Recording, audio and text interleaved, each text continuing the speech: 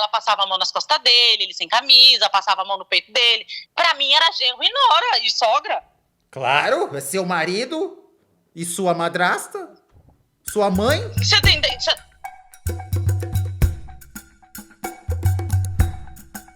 E aí ele contou que uma vez a gente brigou e tava dando aquele show e por causa das crianças dentro de casa, ela falou pro meu pai que ia dormir lá em casa comigo pra apaziguar a briga. E que nessa noite, quando eu dormi, ela foi lá pro sofá.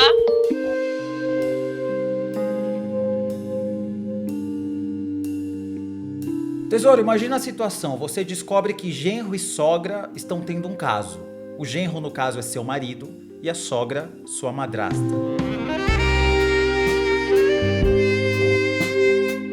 Tem um pequeno detalhe. Quando você descobre essa história, alguém te diz: agora as nossas vidas estão nas suas mãos. Por quê?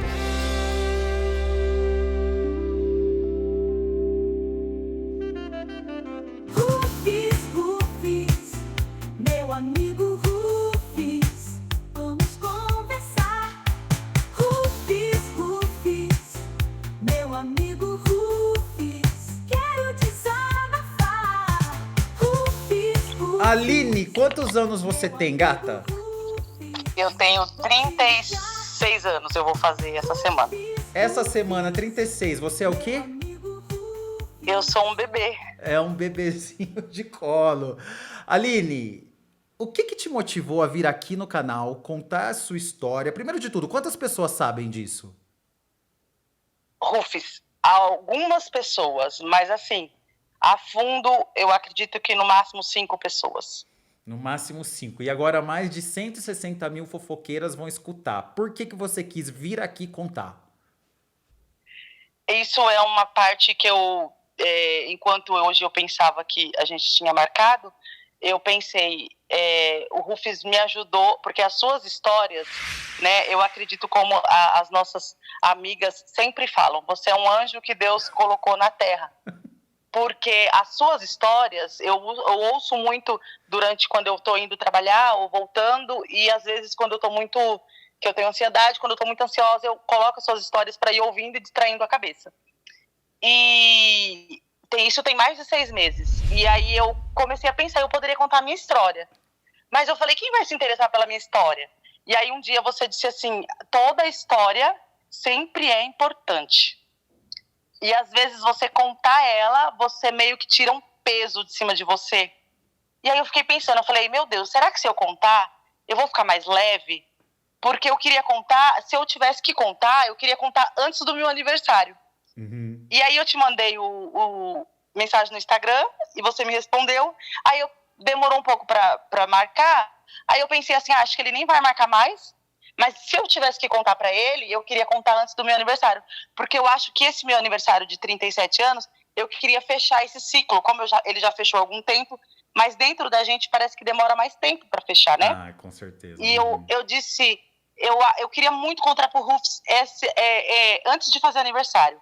Porque quando eu fizer aniversário, eu queria fechar esse ciclo e não lembrar mais com tanto peso dessa história.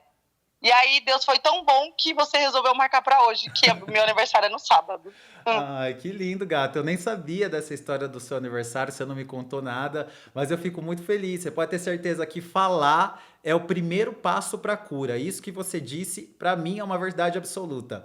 Todo mundo tem uma história para contar e toda história é importante. A gente sempre tira uma lição quando a gente escuta com o coração aberto a história de alguém. Até porque aqui o nosso canal é um lugar de acolhimento, não é um tribu.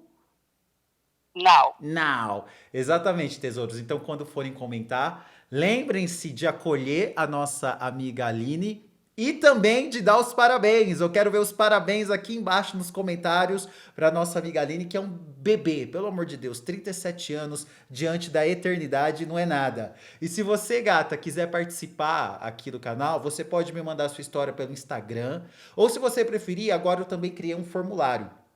Fica muito mais fácil. Eu coloquei aqui na descrição do vídeo, tem um formulário, conta sua história. Só você clicar, aí vai pedir a sua conta do Gmail, que já está logada. Você escreve lá seu nome, sua cidade, um resuminho da sua história. Essa parte é muito importante. Não adianta você escrever assim, Ah, Rufus, eu quero te contar a minha história de vida e de superação. Isso não quer dizer nada, né, gata? Então você tem que ser direta. Por exemplo, a nossa amiga Aline, ela mandou assim: Rufus, eu quero te contar do meu marido que me traía com a minha madrasta. Verdade ou mentira, Aline? Verdade. Pois é. E aí ela já mandou direto, e aí logo embaixo ela explicou a história, mas eu já entendi o que era. Então, para você mandar a sua história e participar aqui do canal, seja direta, seja lá pelo Instagram ou aqui pelas mensagens. Agora, nossa amiga Aline, vamos começar. Como que tudo começou?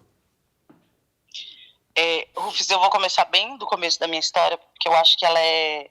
Eu pensando, né, como que eu iria te contar, porque a viver é uma coisa, contar é outra. Ai, com E eu certeza. acho que eu nunca contei assim, tão abertamente pra alguém. Uhum. E se eu chorar, vocês me perdoam, mas é que algumas coisas ainda dói, né? Por mais que algumas pessoas dessa história não estão mais aqui, mas ela ainda dói, né?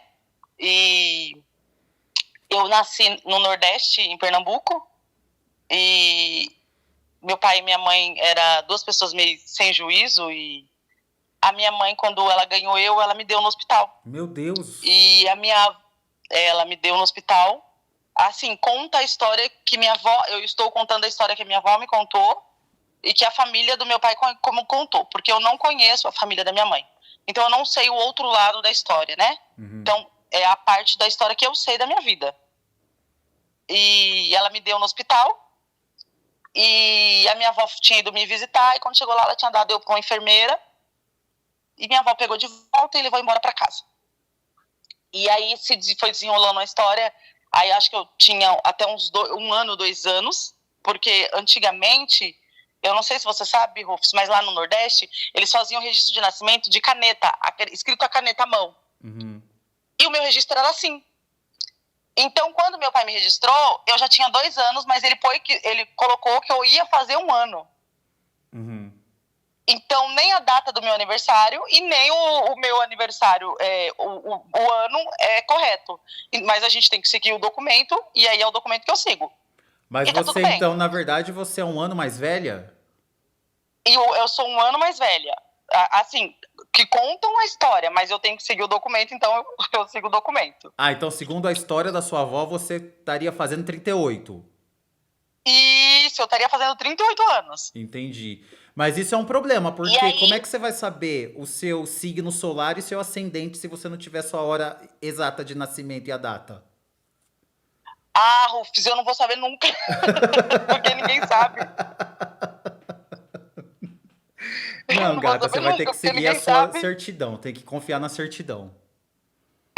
E foi o que ele fez. E aí a minha avó conta que era uma época de carnaval. Uhum. E no Nordeste, você sabe, carnaval é tipo 1 mês de carnaval. Uhum. Meu pai bebia horrores. Hum. Então, assim, ele tava daquele jeito, né? Chapadão. Virado. Isso. Uhum. Mas tudo bem. Aí, eles ficavam indo e voltando, e nesse ida e volta, ela pegava eu pra meio que criar ali por 15 dias, vamos dizer assim. Só que nesses 15 dias, aí ela brigava com meu pai e dava eu com a vizinha. Aí minha avó ia buscar. Ela está falando Tá da sua bom. mãe. Minha mãe, Então, que peraí, eu não a conheço. a sua mãe te deu na maternidade, aí a sua avó foi lá e te resgatou.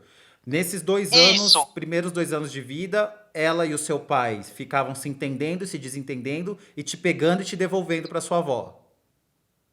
Não, eles não me davam. Por exemplo, meu pai ia trabalhar, brigava com ela de manhã, aí ia trabalhar. Aham. Aí quando meu pai chegava tarde, ela já não tava, que ela já tinha ido embora, pegar as coisas dela e ir embora, e dado eu com a vizinha, com alguém que passasse, levasse. Ah, tá, para qualquer pessoa. Pra qualquer pessoa. E tipo, aí meu pai chegava, cadê a menina? Aí todo mundo conhece todo mundo, ó, ela deu a menina pra fulano. Aí lá ia meu pai buscar, lá ia minha avó buscar. Uhum. E nisso foi até meus 2 anos. Só que com 2 anos a minha avó veio pra São Paulo, conheci São Paulo, que a minha primeira tia veio morar aqui, irmã do meu pai, e trouxe a minha avó pra passar 1 mês aqui com o meu avô, que já é falecido. Aí meu avô gostou de São Paulo e falou, não quero mais voltar pra lá. Só que vai buscar meu filho, que seria meu pai. Uhum. E aí minha avó falou assim, já que eu vou buscar ele, eu vou trazer a menina, eu não vou deixar a menina lá, porque eles não têm juízo. Aí a minha avó pediu pra trazer eu. Aí a minha mãe fez um pedido, que eu acho que é um pedido que... E eu critiquei muito a minha avó durante muitos anos, Rufus, por causa desse pedido. Por quê? Porque meu pai, como, assim, pobre, eu digo, né, a condição financeira mais baixa do que o comum que a gente vê hoje em dia, mas ele vivia um pouquinho melhor que a gente, que meu avô era aposentado, era doente e tal, mas ele vivia um pouquinho melhor que a gente. Só que quando a minha mãe entregou eu para minha avó, para trazer para São Paulo, ela disse para minha avó assim, ó, a senhora leva a minha filha, eu não vou ligar, eu não vou querer saber, eu não quero mais notícias dela. Eu só peço para a senhora nunca deixar ela ser criada por madrasta. Oxi. E não deixa ninguém judiar dela. Aí minha avó pegou e falou assim, tá bom, é um pacto que eu faço com você e não vou deixar ninguém nunca criar ela e também não vou deixar ninguém judiar dela. A sua E aí mãe, eu a criticava única minha coisa avó. que ela não queria era que você tivesse uma madrasta. Que eu tivesse uma madrasta, não. Que meu pai iria casar, ela dizia que tinha certeza. Ela não queria que minha avó deixasse eu morar com meu pai e com a minha madrasta. Tipo, eu moro com meu pai e com a minha madrasta e visito minha avó e meu avô, entendeu? Tá, entendi, aham. Aí minha avó deixou eu morando com ela e com meu avô. E, tipo, meu pai ficou com a minha madrasta aqui pro lado do centro de São Paulo, pra Zona Leste. Uhum. Aí isso foi a minha vida inteira. Aí nas férias eu vinha, tal. Natal eu via meu pai, tipo, a cada 6 meses, a cada 8 meses. E eu, tipo, sentia falta. E aí eu queria ter meu pai perto, queria ter minha madrasta. Eu tinha minha madrasta como mãe. Aí minha madrasta, tipo, era minha mãe que eu não conheci. Ela era minha amiga, sabe, amiga, Rufus? Era a mãe aquela mãe que você não teve. Eu não sei se você teve mãe, mas é quando você não tem mãe. E minha avó, desde novinha, minha avó ensinava, você me chama de vó, eu não sou sua mãe. Ela era muito bruta nessa parte, ela não deixava chamar de mãe e sempre deixava muito claro que ela era minha avó e que ela estava me criando por conta de que eu não tinha mãe nem pai, não tinha ninguém, então ela tinha que me criar e que ela não ia me abandonar, mas que eu era neta dela. Mas ela te tratava bem. Muito, ela, meu avô, tudo. Tá. Mas assim, deixava sempre muito claro que eles eram meus avós e não meus pais. Tá. Uhum. Aí tá. E aí a sua relação com seu pai, porque seu pai era bêbado, mas ele melhorou? Sim, quando ele veio para São Paulo, aí ele mudou, parou de beber, aí ele, né, começou a trabalhar todo dia certo. Era outra pessoa. Uhum. Outra situação, era outra vida. Por isso que eu queria morar com ele.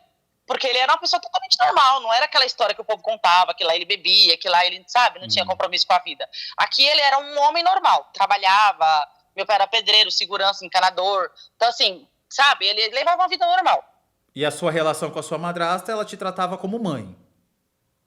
Maravilhosa, maravilhosa, maravilhosa, maravilhosa.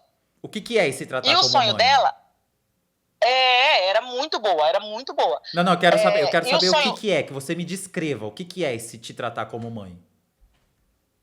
Rufus, por exemplo, ela nunca foi ignorante comigo. Uhum. Tudo que eu pedia para ela, ela fazia. Quando eu precisava de um conselho, ela me dava. Sabe, por exemplo, quando eu era pequena, eu tinha piolho. Se eu pegasse piolho, ela tirava quando eu vinha pra cá. Uhum. Ela tinha uns cuidados comigo que, tipo, eu não tinha de outras pessoas, sabe? Entendi. Porque eu sempre fui muito sozinha. Uhum. E aí, eu via ela como minha mãe mesmo. E, tipo, por exemplo, claro que existia diferença entre meus irmãos, que eu tenho 3 irmãos homens. Uhum. Mas ela sempre me tratava assim muito bem, que eu vinha passar os 15 dias de férias, ela sempre me tratava muito bem. Então eu tinha ela realmente como uma mãe, Uhum. né? Porque era a figura mais, como que eu vou te dizer, mais moderna, minha avó era mais antiga. Até para falar, por exemplo, sobre menstruação, minha primeira menstruação, ninguém me ensinou. Eu aprendi sozinha. Uhum. Eu aprendi lendo aqueles rótulos de absorvente, sabe? Sei. Foi assim que eu aprendi. Uhum. Porque ninguém me ensinou. Então, assim, ela era a referência que eu tinha, sabe, de mulher, de como ser uma pessoa melhor, de estudar, era a referência que eu tinha como mãe. Então você amava Né? ela incondicionalmente. Amava ela, assim. Uhum. Eu acho que, não quanto a minha avó, né, porque é um amor diferente, o amor da minha avó, mas eu acho que praticamente no mesmo nível que eu amava a minha avó, daria a minha vida por ela. Você não lia a Sem revista pensar. Capricho pra ver essa coisa de menstruação? Não tinha, né? Minha avó não tinha condições de comprar essas coisas de revista, essas coisas. Eu morava no interior, minha avó não tinha condições de comprar revista, essas coisas. Uhum. Entendi. Aí Quem você comprou meu primeiro... Hã? Não, pode falar. Quem comprou meu primeiro absorvente foi um tio meu, que hoje também já faleceu, Uhum. que ele viu que eu tava muito quieta, e ele foi no mercado comprar pão de manhã, E aí ele trouxe 3 pacotes, botou lá em cima da minha cama, assim, tipo assim, não falou nada, só botou lá, sabe? Tipo Fofo. assim, ó, eu sei que você não tá bem, mas ninguém me ensinou, ninguém falou nada, ninguém me explicou nada. Eu aprendi tudo na escola, sabe, em casa amigas, essas coisas. Nunca sentaram e conversaram comigo sobre vida sexual, sobre nada. Uhum. O que eu ia Mas falar é também que acredito que era a cultura. Hã? eu te cortei na hora que você ia falar. Minha madrasta tinha um sonho que era. Era ser mãe de uma menina. Tá. Sempre. E aí ela teve meu primeiro irmão, depois teve o outro, depois teve o outro. E aí quando eu tinha 14 para 15 anos, eu comecei a namorar com o meu ex-marido. A gente se conheceu, que a minha tia tinha um bar.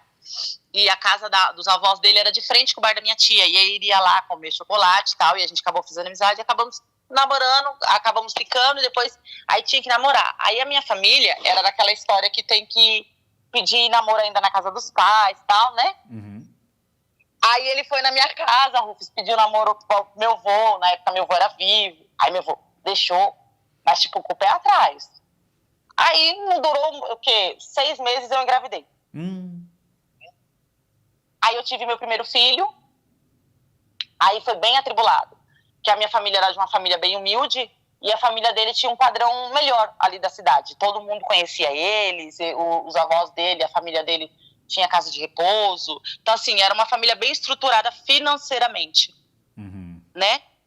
E aí tinha meio que aquele preconceito, mas fomos seguindo. Aí ele tinha problema ele com te droga. tratava bem? Assim, Rufus, quando ele tava bom, ele era muito bom. Mas quando ele, por exemplo, se ele bebesse, se ele usasse droga, ele era muito ruim. Ele bebia também. E ele tinha um problema já com droga. Tá. Só que quando eu casei com ele, a gente já sabia, todo mundo da rua sabia, porque todo mundo... Você sabe, bairro pequeno, todo mundo conhece todo mundo. Todo mundo sabe da vida de todo mundo. Sim. Aí ele me chamou pra morar lá embaixo, na casa onde o vô dele tinha uma casa, né? Que era tipo um condomínio de casas. E aí ele falou assim, ó, você não vai precisar fazer nada.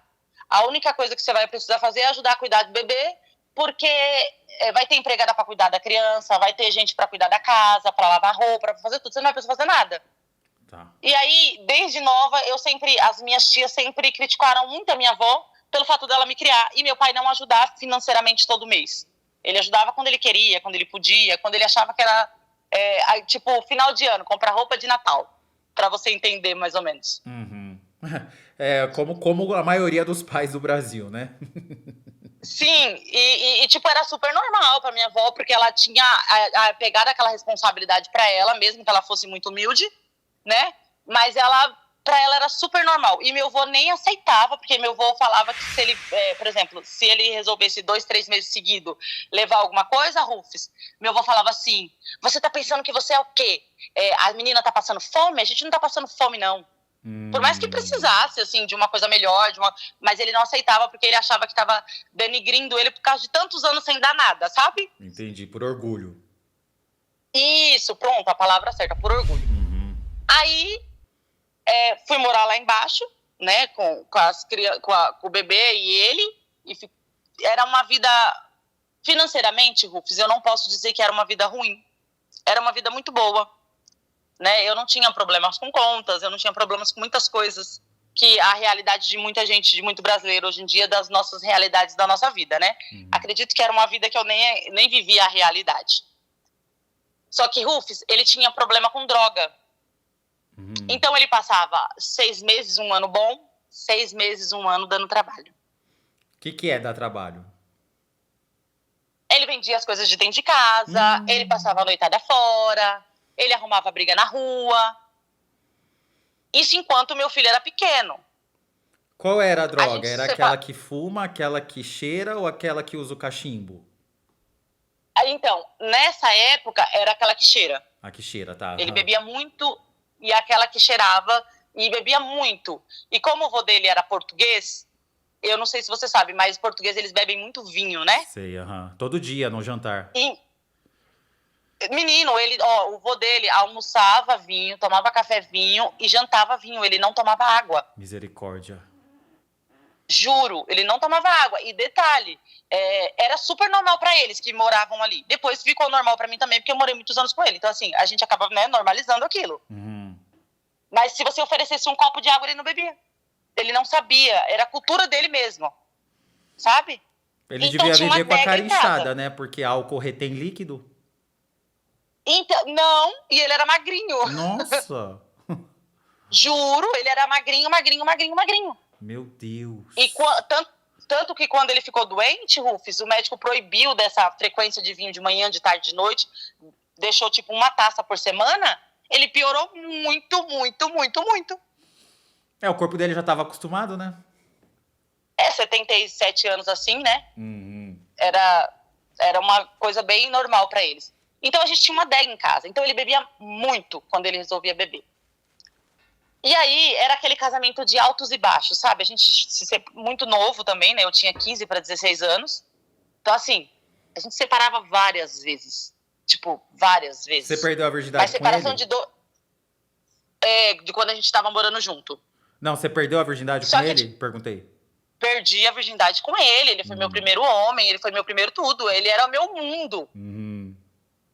Esse detalhe é Eu dava ali a importante, vida. porque eu acho que quem escuta, principalmente os homens, eles não têm noção do que é pra mulher casar com um homem que perdeu a virgindade, né? Sim. Esse homem Rufus, vira o mundo pra ela. E na cultura de lá de casa, era assim, você perdeu a virgindade, você tem que sair de casa. Você não pode ficar dentro de casa. Você perdeu a virgindade, você sai de casa. Entendeu? Você não pode morar dentro de casa, tá doida? Morar dentro de casa com um filho. Então, assim, aí quando ele aprontava fazer alguma coisa muito séria, que vinha, né, querer me agredir, ou quando ele gritava, quando ele fazia algum, vamos dizer assim, um show muito grande, aí eu ia embora pra casa da minha tia, pra casa de um tio, de um parente, ficava 1 semana, 2 semanas e voltava pra minha casa de novo. Porque na cultura da minha família, você não podia ter um filho e voltar pra casa. Você tinha que aguentar o que você aguentasse. Era era assim, ó. Você fez, meu pai sempre dizia muito isso pra mim. Você fez a sua cama, agora você vai deitar nela e sem reclamar. Eu odeio esse ditado. Eu também escutava muito isso. Fez a cama, deita na cama. Me dá até aflição escutar isso. Isso. E você fez a sua cama, agora você vai deitar e vai ficar quietinha, sem reclamar. Igual eu resolvi hoje, claro que eu acho que a vida faz a gente ter um pouquinho mais de entendimento, né, Rufus? Um ditado que eu não sei se você já ouviu: onde o galo canta, ele janta. Já, claro. E aí, por exemplo, se eu fosse na casa de uma amiga, ou se eu estivesse brincando na rua, mesmo eu pequena, e eu entrasse pra dentro e quisesse comer alguma coisa, meu avô falava: onde o galo canta, ele janta. E aí as minhas tias achavam um absurdo que minha avó sempre deixava um pratinho escondido no forninho pra mim, deixava alguma coisa escondida pra mim comer, porque ela sabia que eu, né, criança, adolescente, tem aquela fome que parece que vai comer as paredes, né?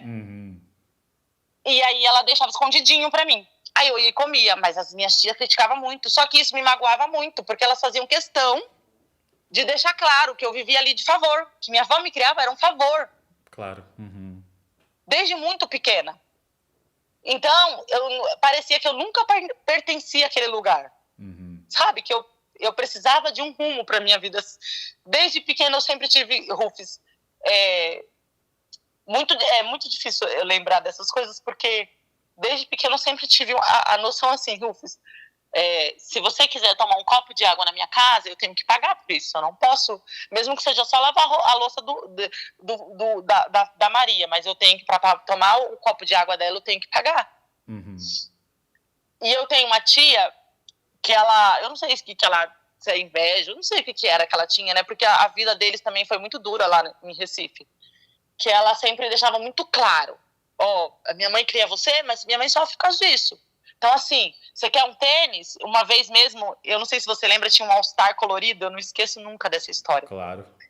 E ele era jeans e os cadarços tudo colorido. Não sei se é do seu tempo, do meu tempo era. A gente tem a mesma idade, E eu fiquei apaixonada por esse tênis e uma blusa com a bandeira dos Estados Unidos. E eu queria muito, e a minha avó, e agora? Eu não tenho dinheiro pra comprar, e agora? Aí ela foi e falou com essa tia minha. E ela disse assim: tá bom, se ela for lá pra minha casa, eu compro a blusa e o tênis. Mas ela vai ter que passar eu pego ela na quinta-noite e ela vai ter que ficar sexta, sábado e domingo, e ela limpa a minha casa, e como na sexta eu tenho fisioterapia, ela tinha 4 filhos. Ela fica com as crianças pra mim, isso eu tinha cerca de 10, 11 anos.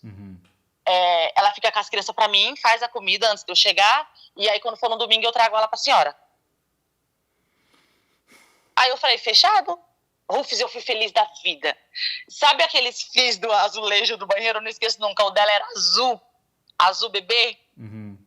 Eu lavei todos os frios do banheiro, eu lavei o banheiro dela impecavelmente, todo azul, ficou tudo brilhando. Fiz comida, cuidei dos filhos dela, fiz tudo. Aí quando foi no domingo, ela veio me entregar, ela me entregou o tênis, ainda não era original. Nossa senhora, não tem nem vergonha na cara. Te juro. E aí, mas eu fiquei muito grata, aí eu chorei, aí ela falou assim, olha, eu só tô te dando porque manhinha que pediu. Porque senão não ia te dar, porque o banheiro ainda não ficou do jeito que eu gosto. E a cozinha também precisa relavar todos os azulejos de novo. Então no domingo eu lavei tudo de novo. Mas tudo bem. Aí, o que acontece? Quando o meu ex-marido decidiu me levar para casa dele, mesmo que eu sofresse lá, que eu passasse algumas coisas, Rufus, pelo fato do vício dele, quando ele estava na fase ruim, eu aguentava porque eu sabia que eu não tinha meio que ir para onde ir. E eu não queria mais incomodar minha avó, porque as pessoas também massacravam muito ela por ela ficar passando a mão na minha cabeça. E, no fato, eu tinha errado. Foi eu que arrumei filho. Então eu tinha que aguentar. Não foi eu que escolhi? Foi eu que tinha que aguentar.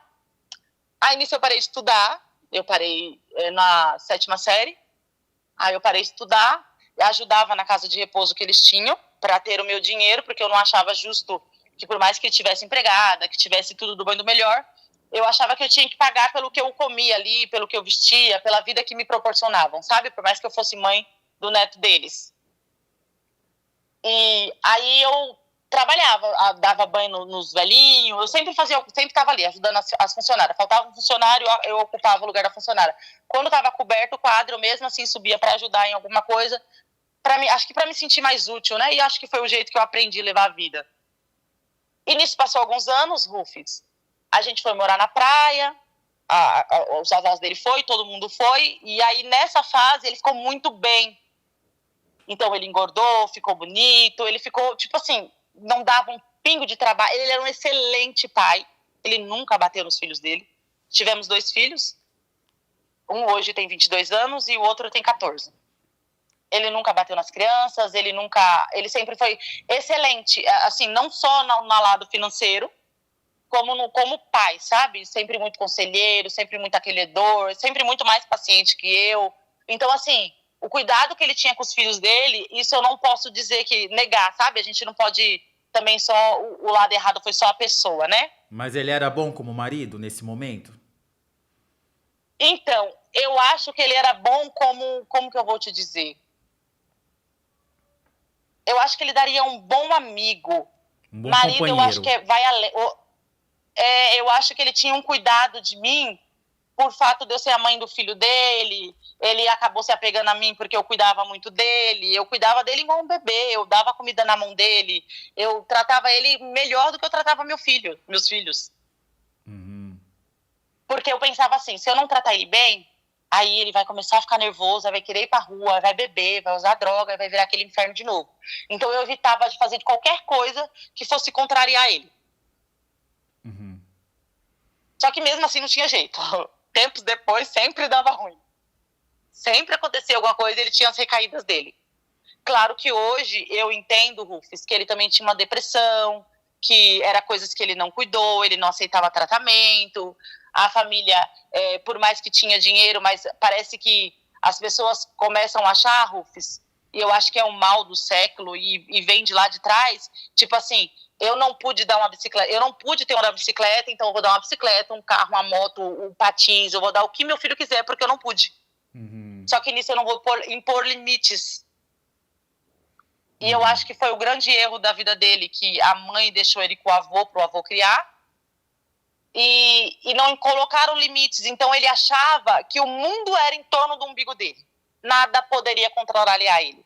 Ele achava que ele era superior a tudo e a todos.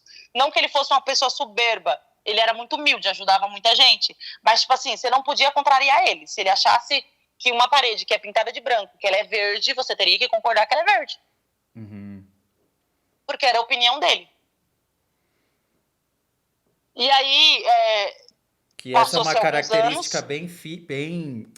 bem determinante de pessoas que não tiveram acolhimento na infância, porque acolhimento, as pessoas acham que acolhimento é você cuidar, você dar o leite, você dar a comida. Não, acolhimento é você acolher as necessidades do bebê, acolher as necessidades do seu filho para que ele possa se desenvolver. Então aí quando a pessoa E, ela não desenvolve, né, esse self verdadeiro, quando ela cresce achando que o mundo gira em torno dela, porque na infância, quando a gente é criança, a gente não quer dividir o brinquedo, né? A gente acha, por exemplo, que a chuva veio porque a gente fez uma malcriação. Sabe quando a mãe, a avó fala assim, ó, sim, Deus tá bravo, por isso ele tá soltando raio. Aí a gente acha que a gente criou aquele raio.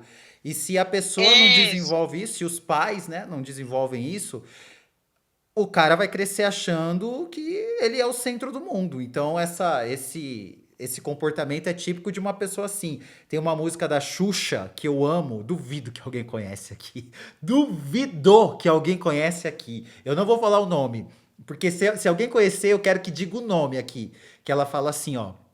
Não basta um automóvel antes de se formar. Não, não basta dar para ele o que podia comprar, um automóvel antes de se formar, para viver o que você tem perdido. Porque isso é muito comum nas famílias que têm dinheiro, né? Ó, eu não posso cuidar, mas eu posso dar o automóvel, eu posso dar não sei o quê. Aí acontece isso.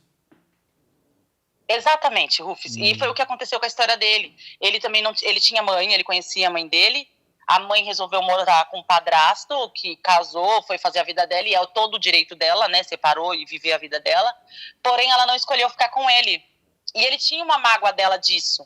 Só que ele idealizava ela na terra. Se você falasse assim, Deus no céu e fulana na terra, era a mãe dele para ele. Uhum. Por mais que ela tivesse sido falha nesse ponto.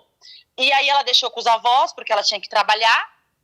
E eles, como eles tinham uma condição financeira boa, aí tinha a babá para olhar ele, Rufus. Ele andava pela casa, ficava ali, as empregadas davam banho, um dá comida, e ficava ali passando o dia. Aí o dia que queria ir para a escola ia, o dia que não queria não ia, mas ele se formou aos trancos e barrancos, mas ele se formou. Uhum.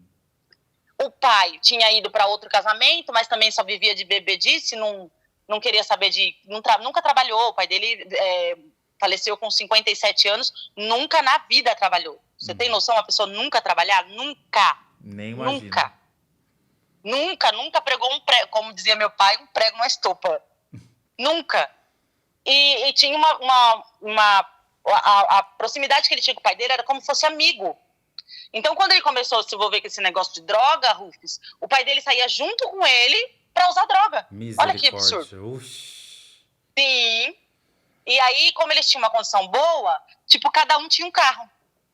Ó, fulano tem um carro, ciclano tem um carro, o outro tem um carro, aí quebrou o carro de fulano, fulano pode usar, sabe? Então, assim, era tudo muito fútil, era tudo muito fácil. Mas você se Então, eles não sentia sabiam valorizar o que eles tinham. Você se sentia Hã? nessa dívida eterna de ter que pagar pela sua própria vida, né, com serviços e tal, mas ele mesmo e a família dele não te jogava isso na cara. Não, ele não. É Tá, uma coisa que eles nunca fizeram. tá, beleza. Isso eu não posso dizer, eles nunca fizeram comigo. Mas eu acho que é porque a cultura que eu vim, da onde eu vim, né? Claro. E ele já não tinha, os avós dele, a família dele já não tinha essa cultura. Rufus. Era assim, a cultura dos avós dele era assim, ó, desde que vocês dois não dê trabalho, vocês não precisam fazer nada da vida. Tipo, no caso, ele e o pai dele. Uhum, Não precisa fazer nada. É só não dar trabalho. Que vocês uhum. têm casa, comida, empregada, tem tudo. Tem carro, tem tudo, tudo.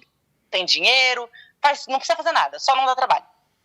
Só que eu acredito que Deus ele é perfeito em todas as coisas. Rufus, eu sou evangélica, né? Uhum. Antes de qualquer coisa, eu não tenho preconceito com nenhuma outra religião, porque algumas pessoas acham que todo mundo evangélico é quadrado e é mente fechada. A minha não é assim, eu não sou assim. E eu acredito que Deus é perfeito em todas as coisas. Quando eu casei, meu pai dizia para ele assim, Rufus, João, o nome dele, vamos dar o nome dele de João, né? Uhum. João, procura uma profissão, porque se um dia seu avô faltar, porque tudo na vida tem começo, meio e fim, e ninguém vai ficar para semente. Esse império todinho que vocês têm pode se acabar, porque vocês nunca se dedicaram em cuidar, em saber como funciona, como que é, vocês vão perder tudo, e você vai viver de quê? Você vai fazer... A minha filha vai viver de quê? Essa criança vai viver de quê? Então, assim, você precisa ter uma profissão para você dar uma estabilidade para sua família, já que você não quer que a minha filha trabalhe. Porque ele não queria que eu trabalhe, ele não deixava eu trabalhar fora.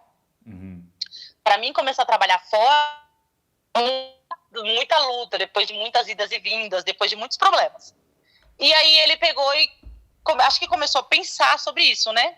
Então, quando ele fez 24 anos, 23 para 24 anos, primeiro ele me traiu com a enfermeira da casa de repouso. Com a enfermeira da casa de repouso, que era dele. Isso, que era dos avós dele. Ele era o chefe, então, né? Isso, e no caso, deixa eu te contar, ela era a madrinha do meu filho. Ah, ela era a madrinha do seu filho? Como você descobriu que ele te traiu? Ele me contou. Ele chegou e te falou? Ele me contou. Porque eu tinha vindo para São Paulo visitar meu avô que estava doente e a gente morava na praia. E aí ele ficou lá sozinho, dessa vez ele não quis vir comigo, achei muito estranho. Quando eu cheguei lá, ele estava me esperando já no banquinho, sentado assim na rua.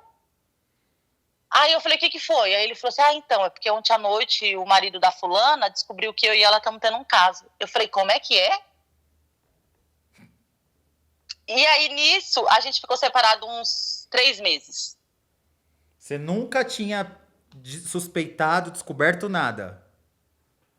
Então, os idosos, porque assim, como eu cuidava deles, ele também ajudava, ela estava ali, né, que ela era enfermeira, tinha uma senhorinha que ela era meio ceguinha, ela enxergava de um olho, mas ela era mais vulto, sabe? Porém, ela sabia todo mundo que estivesse perto dela. Pelo cheiro, eu não sei como ela sabia, eu sei que ela sabia.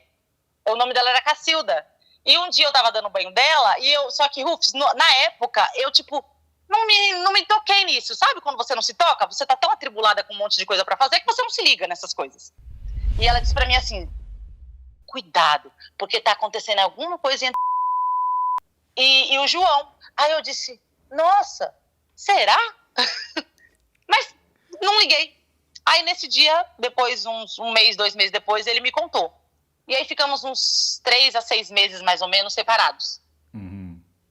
Aí eu vim embora para São Paulo, fiquei um tempo com a minha avó, depois voltei para minha casa, porque eu aqui com a minha avó, vinha aquela velha história, que eu tinha, para que eu voltei para casa da minha avó, por mais que meu avô já tinha falecido, minha avó já morava sozinha, porque como que eu fiz um filho, tenho um filho e volto para casa dos meus avós? Não dá, você tem que aguentar, seja lá o que...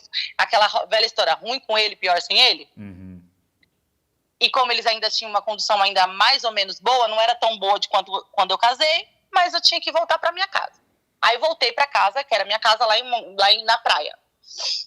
Tá bom. Aí passou-se alguns anos, aí foi quando ele começou a se interessar por ter uma profissão, Rufus. E aí ele era mecânico de ar-condicionado. Então ele não ganhava mal. Aí a mãe dele arrumou um emprego para ele numa empresa onde o padrasto dele conhecia, uma metalúrgica muito boa, a qual ele ficou acho que uns 12 anos. E aí ele ganhava o suficiente, assim, como pobre, ele sustentava a casa tranquilamente, bancava tudo, eu não precisava trabalhar fora. Não, mas peraí. Acho que você pulou uma parte, porque passou-se alguns anos, então vocês voltaram.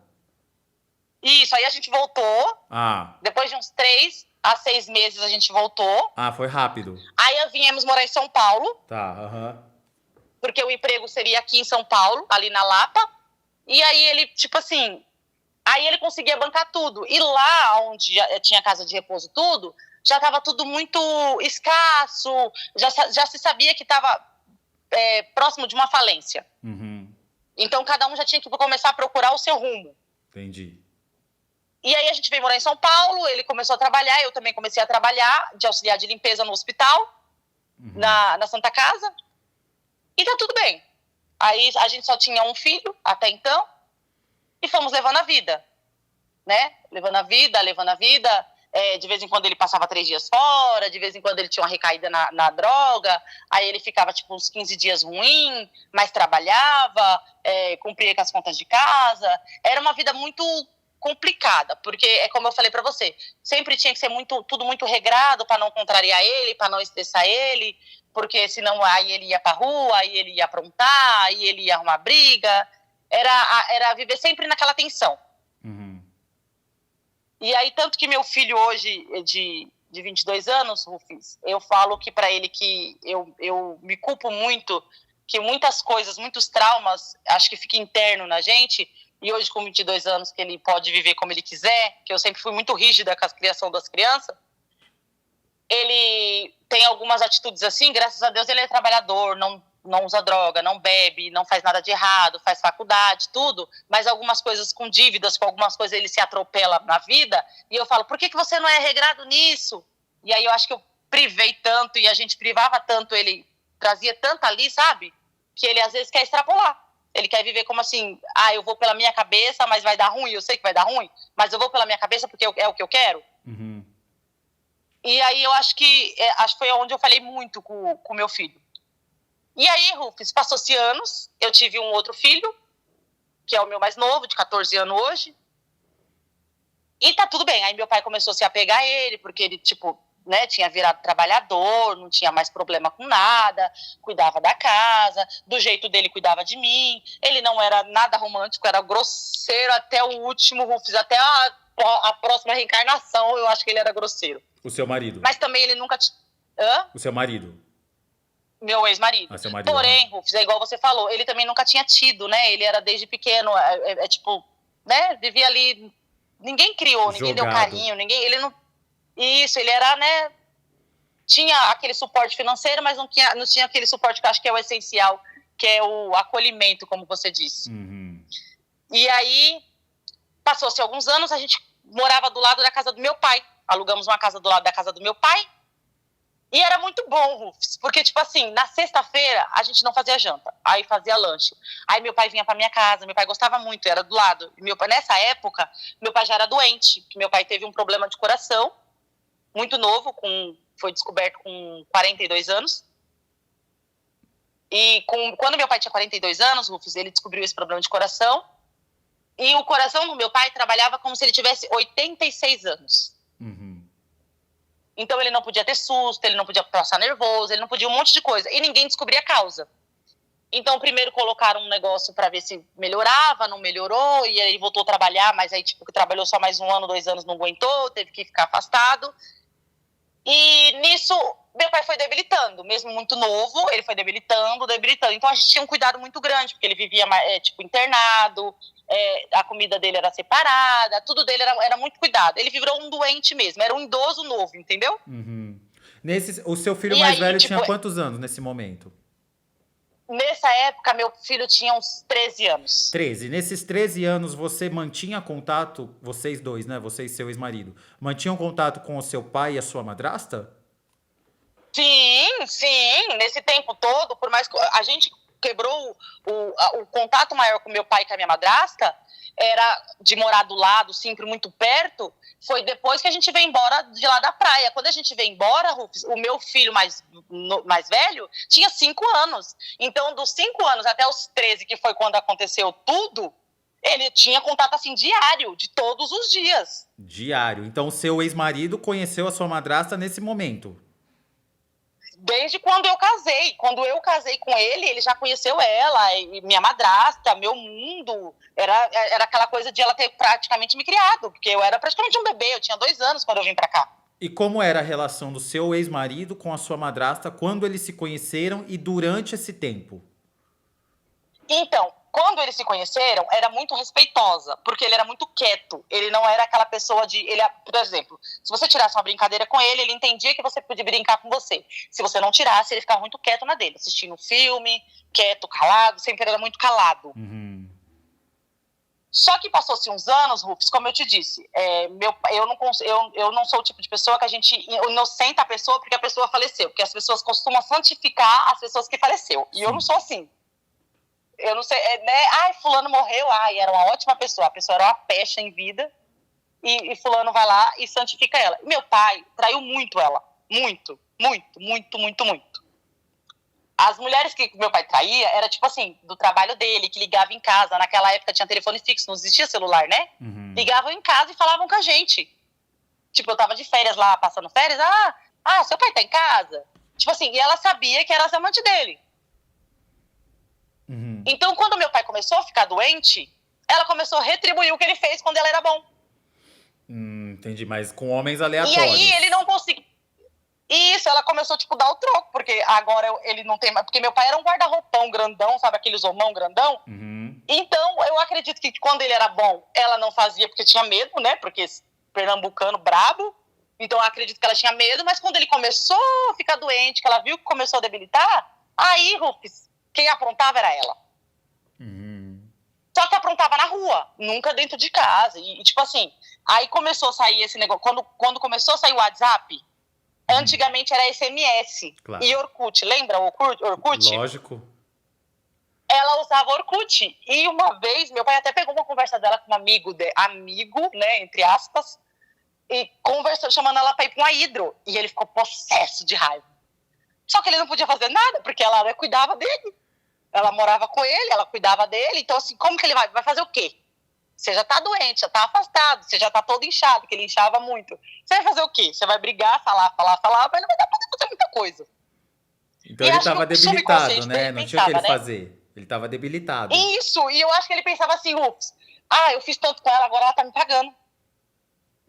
E aí, quando começou o Orkut e tal, aí, né, eu comecei a abrir mais a mente, fiz Orkut também, aí tinha aquele negócio SMS, e aí, eu sou muito, meus problemas, o celular comigo é muito problema, eu quebro muito celular da vida, eu não tenho muito cuidado com óculos, o celular é um problema. Todas as vezes que eu ia pegar o celular dela emprestado para fazer uma ligação para alguém, porque o meu tava carregando, qualquer coisa, eu sempre via aqueles SMS, sabe, bem erótico com alguém. Mas como meu pai tinha aprontado, Rufus, quem era eu para falar alguma coisa?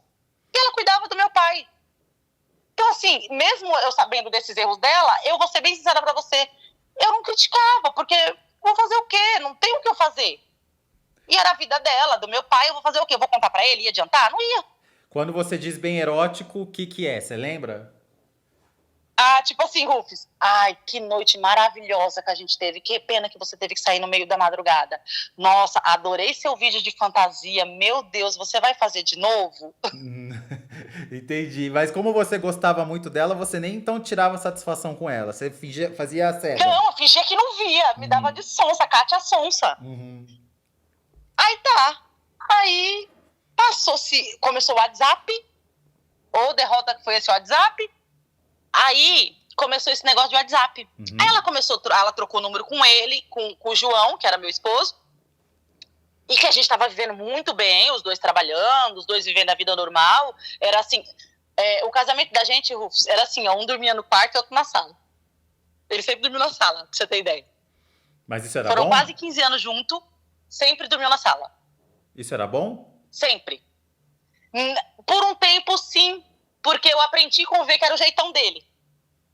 Só que depois eu comecei a cobrar, porque eu via os outros casal diferente, né? E a gente começa a viver no mundo, a gente vê as coisas diferentes. Então a gente quer ver igual as outras pessoas normais que dormem junto, que dormem no mesmo quarto. Claro. E aí, trocaram o WhatsApp. Aí eu não sei se... Aí lembra quando as pessoas começavam a mandar vídeo, viralizava vídeo, que mandou do vizinho, e que antigamente, não sei, era tudo muito novidade, essas coisas.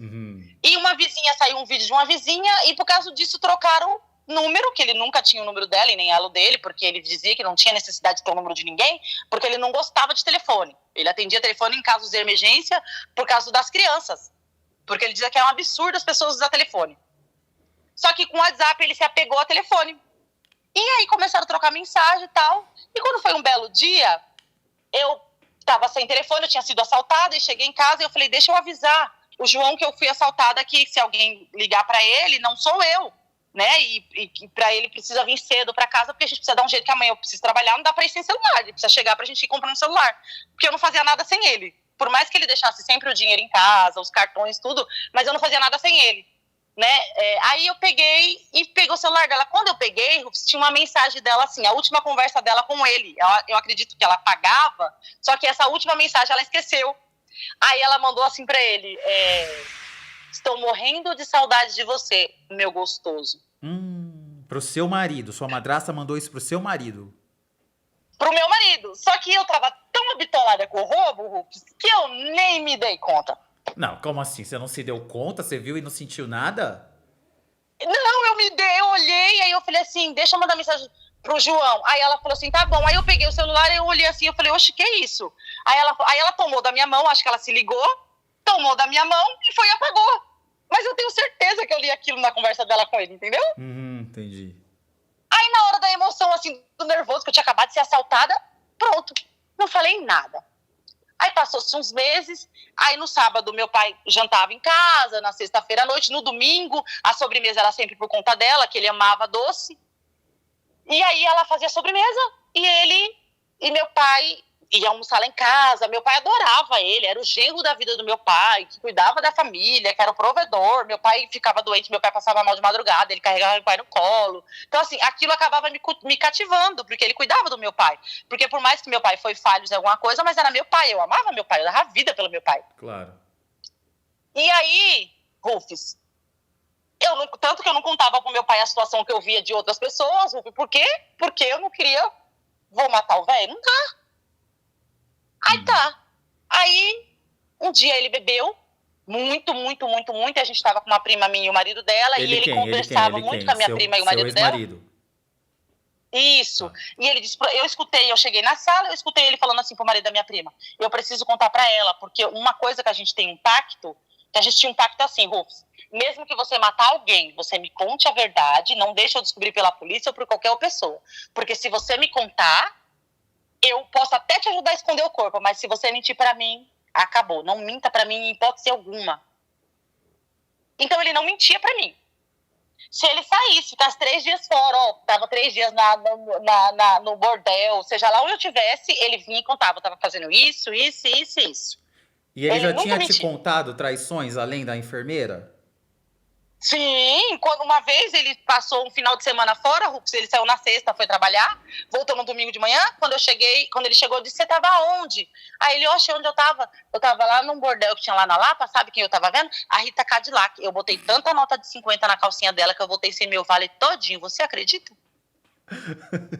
E você reagiu como? Eu olhei pra ele, eu falei, eu não acredito que tá me falando isso. Olha, deixa eu falar, eu não tenho nem dinheiro pra ir trabalhar amanhã.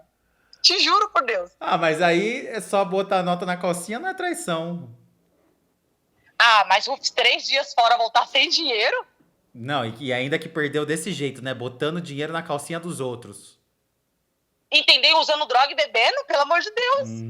Mas aí E aí você eu, tipo, relevava, né?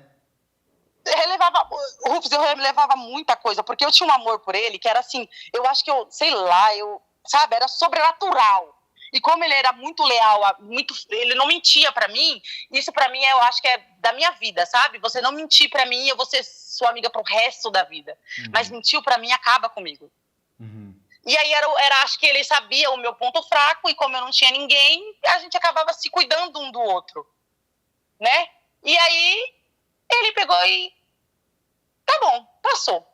Aí uma outra moça, ele chegava, às vezes a camisa dele era social, né, polo com aqueles bolsinhos, aí ele ia consertar as máquinas, aí Rufus, as mulheres davam o número de telefone pra ele, sabe, as secretárias davam, porque ele era uma pessoa muito bonita, não é porque é meu ex-marido, mas ele era muito, inclusive ele parece muito, eu falei para meu filho, falei, filho, a mãe vai gravar um negócio com o Rufus, ele lembra muito seu pai, a barba dele, o cabelo dele, ele lembra muito seu pai.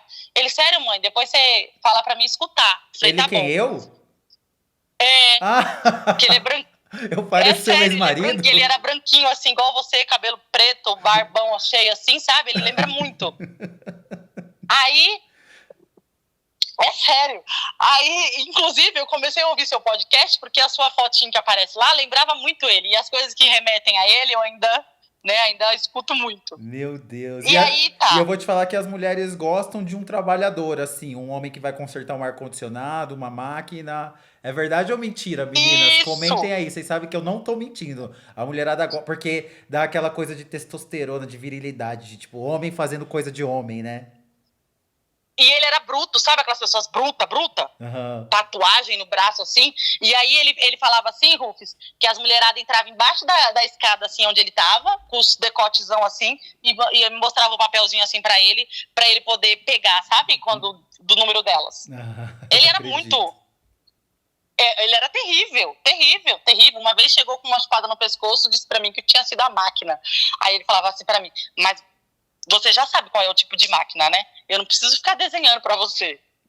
Mas você não se Ele era sentia mal? terrível. Você não sentia, sei lá, qualquer coisa ruim? Muito mal, muito. E aí eu acho que foi algo que ele foi, como eu, né, tava vivendo outra vida, trabalhando fora, comecei a conhecer outras pessoas, outros ambientes. Eu acho que foi isso que fez a gente ir se perdendo, né? Porque por mais que ele era sincero, mas magoou a gente como mulher, como ser humano, né, Rufus? Claro. E eu não era tão velha assim. Não, né? você não é velha. Não era tão feia. E não é feia. Então, assim, hoje, claro que eu tô mais... Claro que eu tô mais velha, mais gorda, mais, né? Hoje eu tô uma idosa. Mas, assim, não era o caso. E aí, ele pegou e falou pra mim, pro marido da minha prima, assim, ó, eu preciso contar pra ela, porque eu não minto pra ela. E isso tá me sufocando há mais de 1 ano. Aí, o que é que você tem que me contar? Não deixaram ele me contar, porque ele tava muito bêbado. Aí, ele saiu pra rua, tal. Quando foi de manhã, ele entrou, as nossas visitas foram embora, porque tava aquele caos dentro de casa. E aí ele veio, tomou café, tirou um cochilo e saiu pra rua de novo, Rufus. Quando ele veio na hora do almoço, ele veio que ele quase não se aguentava em pé. Mas eu sabia que ele estava fingindo pra dizer que estava muito bêbado, porque eu conhecia ele muito bem, muito bem. Eu costumo dizer que ele estava sentado, eu sabia o que estava pensando. E aí eu disse, o que foi que você tá querendo me falar? Que eu tô vendo que você tá dando volta o dia inteiro e você não fala. E ele disse pra mim assim, vamos lá no fundo, que a gente tinha, no fundo da nossa casa tinha um corredor, ele disse assim, vamos lá no fundo que eu preciso te contar uma coisa. Mas é um caso que se você ficar brava e se você gritar, eu posso até morrer. Aí eu disse, meu Deus do céu, o que foi que você aprontou na rua? Eu imaginei que ele tinha aprontado alguma coisa na rua, né? Nunca que passou essa história pela minha cabeça. E aí ele chegou em mim e disse, então, eu tenho uma coisa pra te contar, que já tem mais de 1 ano, não continua acontecendo, mas eu e a sua madrasta tivemos um caso. Aí eu disse, você tá de brincadeira com a minha cara. Aí ele, não grita. Eu falei, não vou gritar. E meu pai morava do lado. A minha janela da minha cozinha, Rufus, dava no quintal do meu pai. Então se eu gritasse, meu pai ia escutar. E meu pai, tipo, de tarde, ele tomava muito sol, né? Porque é muito inchado, a gente botava ele sempre no quintal pra tomar sol. Aí eu peguei e falei assim, tá, e como que você me prova isso? Ele disse, então, a gente foi pro motel umas 5 vezes, mas eu nunca paguei o motel. Aí eu falei, oxi. Aí ele disse, sabe por que eu nunca paguei? Porque o meu cartão sempre ficou com você.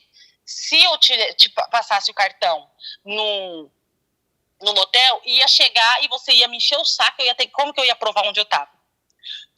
E pra me pagar com o dinheiro, você sabe que eu não gosto de andar com dinheiro. Então eu falei pra ela, já que ela queria, então quem tinha que pagar era ela. Seu marido te contando isso na maior naturalidade, bêbado. Aham. Aí, eu falei, então tá bom. Ó, João, você vai tomar um banho, você vai deitar agora, e quando você acordar, a gente senta e conversa. Aí, se eu já era evangélica, aí eu fui e falei, eu vou pra igreja com as crianças, e quando eu for amanhã, ou quando você acordar, a gente senta e conversa. Mas fiquei muito perturbada com aquilo. Aí eu dei banho nele, deitou lá no sofá, que ele dormia no sofá, ficou lá assistindo, e eu fui pra igreja. Quando eu voltei, ele já tava no bar de novo. Aí eu falei, nossa, não vai dar pra conversar com ele hoje. E nisso eu estava desempregada, estava recebendo seguro-desemprego. Aí quando foi no outro dia, ele levantou cedo e foi trabalhar. Só que ele sabia o que ele tinha me falado. E quando ele levantava para trabalhar, eu levantava para fazer o café dele, para pôr a marmita dele na mochila. Eu cuidava dele igual eu te disse, um bebê de verdade. Aí separando a roupa dele e tal. Aí ele se trocou, ele, tchau, fica com Deus. Aí eu, tchau, quando você voltar a gente conversa. Aí fui tentar dormir, que eu não tinha dormido a noite inteira. Quando eu acordei por volta de umas 11 horas, ele já tinha mandado 300 mensagens e eu não tinha respondido. E aí eu disse, olha, eu tô muito pensativa sobre o que você me falou ontem, e eu também tô muito preocupada. Então eu pedi pro meu patrão para deixar eu vir embora, porque hoje eu não tô bem, que eu tô de ressaca, que eu não tô bem, então eu precisava vir embora para casa.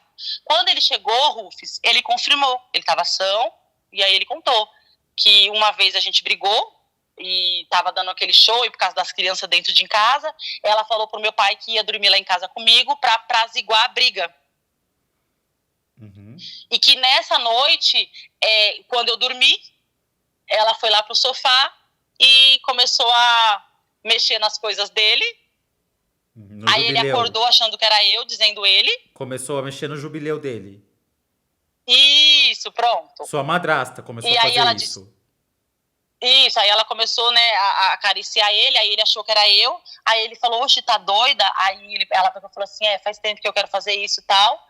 Aí ela pegou, aí tiveram relação ali mesmo, no meu sofá. Pois é.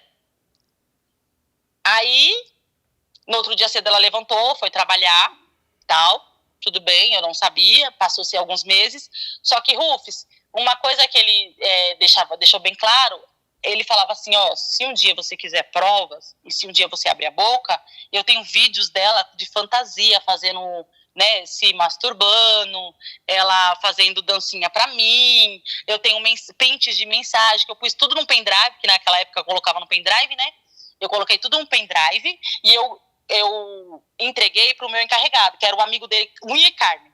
Que se um dia acontecer alguma coisa comigo, ou se um dia você precisar provar, é só você pedir pra ele que ele te dá. E aí eu peguei e falei assim, não vou querer ver isso, né? Não tem necessidade de eu ver isso. Eu acredito em você, Eliel, não tem pra que mentir. Eu tô pondo a nossa vida em risco. E aí, Rufus, eu não conseguia ir na casa do meu pai. Eu não conseguia ir na casa do meu pai naquela semana. Aí meu pai me chamava na janela, eu tô ocupada. Mandava sempre as crianças ir. Vai lá, fica um pouco com seu avô, porque eu não tinha cabeça para olhar para ela.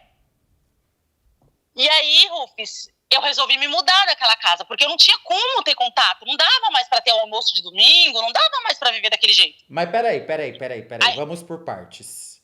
Primeira coisa, ele te contou tudo isso, agora você tá me contando com normalidade, mas você não reagiu, você não chorou, você não ficou chocada, nada? Chorei, me descabelei, chorei, não dormi, fiquei péssima. Aí eu peguei e falei pra ele, agora a gente vai morar junto por causa das crianças, porque eu não tenho condições de criar as crianças sozinho, porque a gente paga aluguel.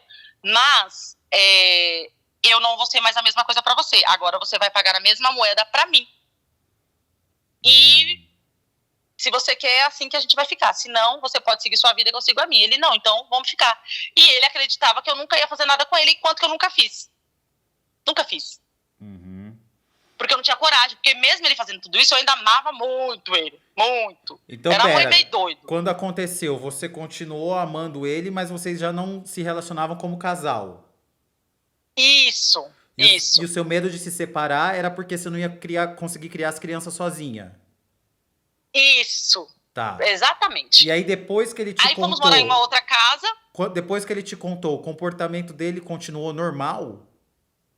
Normal. Aí ele falava com meu pai, falava com ela, só que muito pouco, porque ele era muito calado, e continuou vivendo normalmente.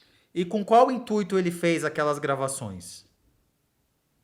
Porque ele dizia, Rufus, que a gente mora em comunidade, né? Uhum. Que se um dia meu pai descobrisse, meu pai quisesse levar ele, tipo, acusar ele pra querer que pedisse que matasse ele, que acontecesse alguma coisa com ele, ele provaria que não foi uma coisa que ele procurou, que foi que ela procurou e ele só aceitou, porque ela disse que ele seria gay se ele não aceitasse ela. Então ele aceitou, e aí, tipo, se tivesse que morrer, morreria os dois, não morreria só ele. Então ele tinha medo que levasse o caso pros irmãos. Isso, pronto. É exatamente isso. Entendi. Esse detalhe não estava na história. E aí, então, aí ele ficou quanto tempo se relacionando com ela?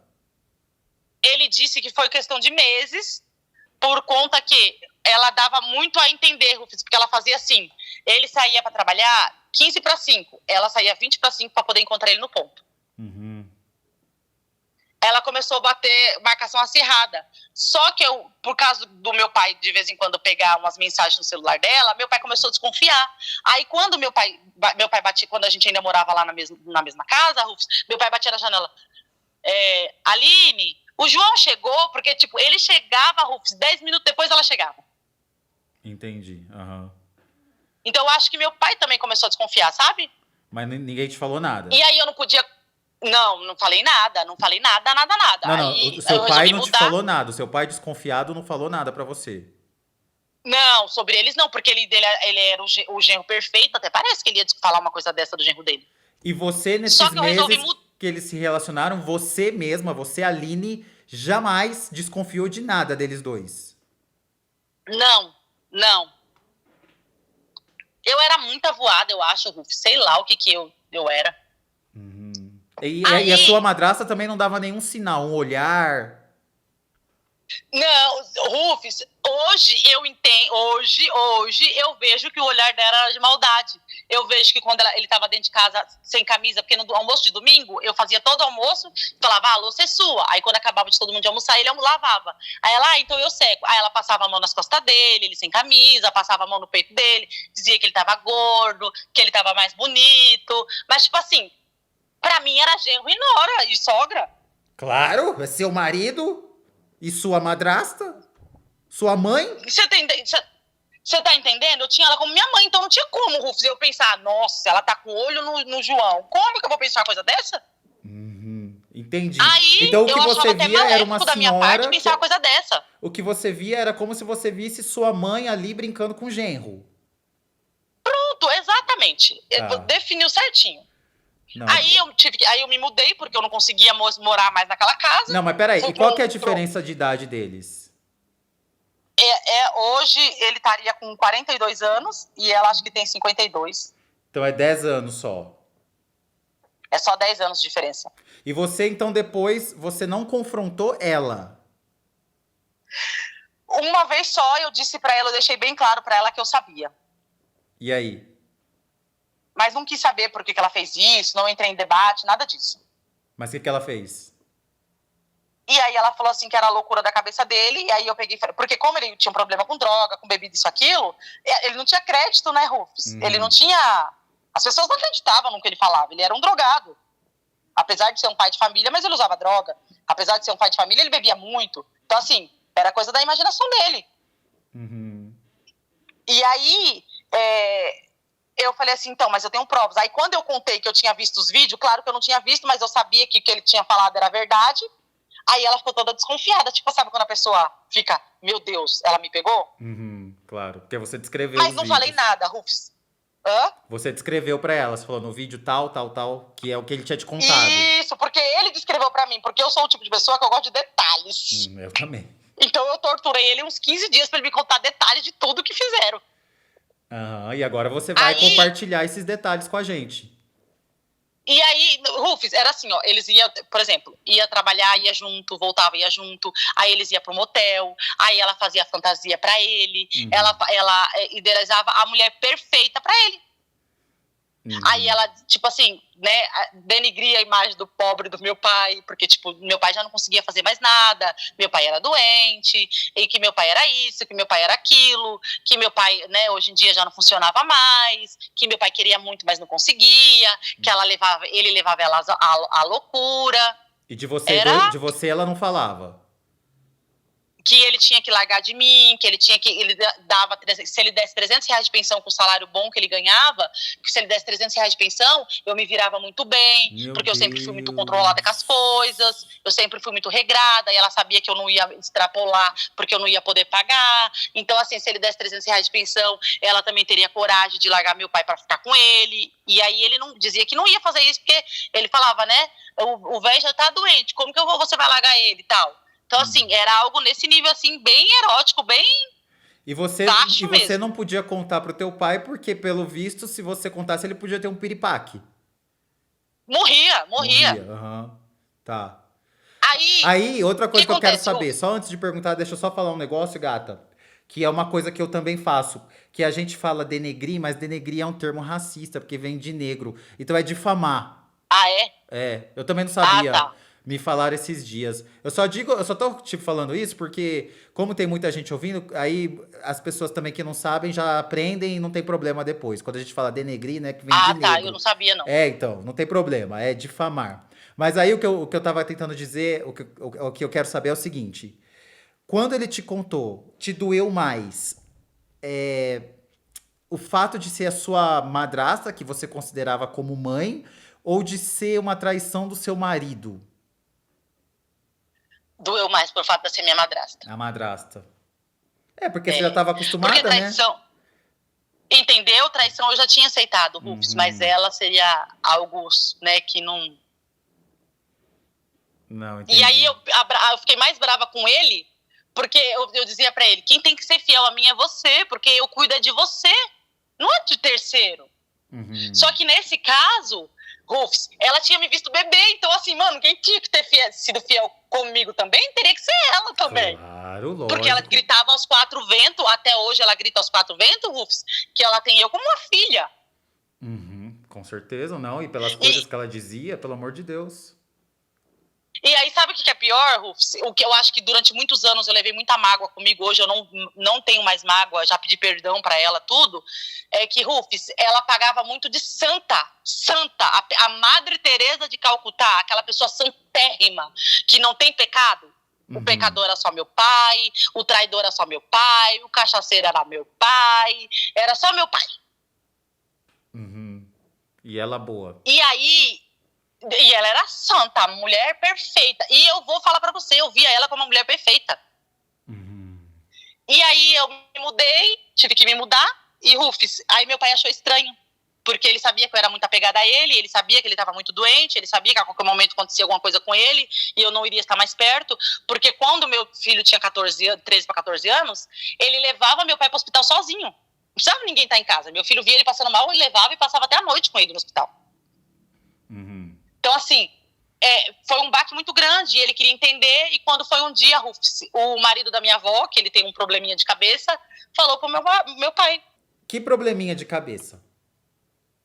Ele é como se ele fosse especial. Ele tem noção das coisas, mas ele não tem. Entendeu? Que ele Entendi. teve um acidente. Ah. Então, muita coisa assim, ele não tem noção da gravidade do que é das coisas que ele pode acontecer quando ele fala demais. Ah, E ele entendi. fala demais. Fala sem filtro, né?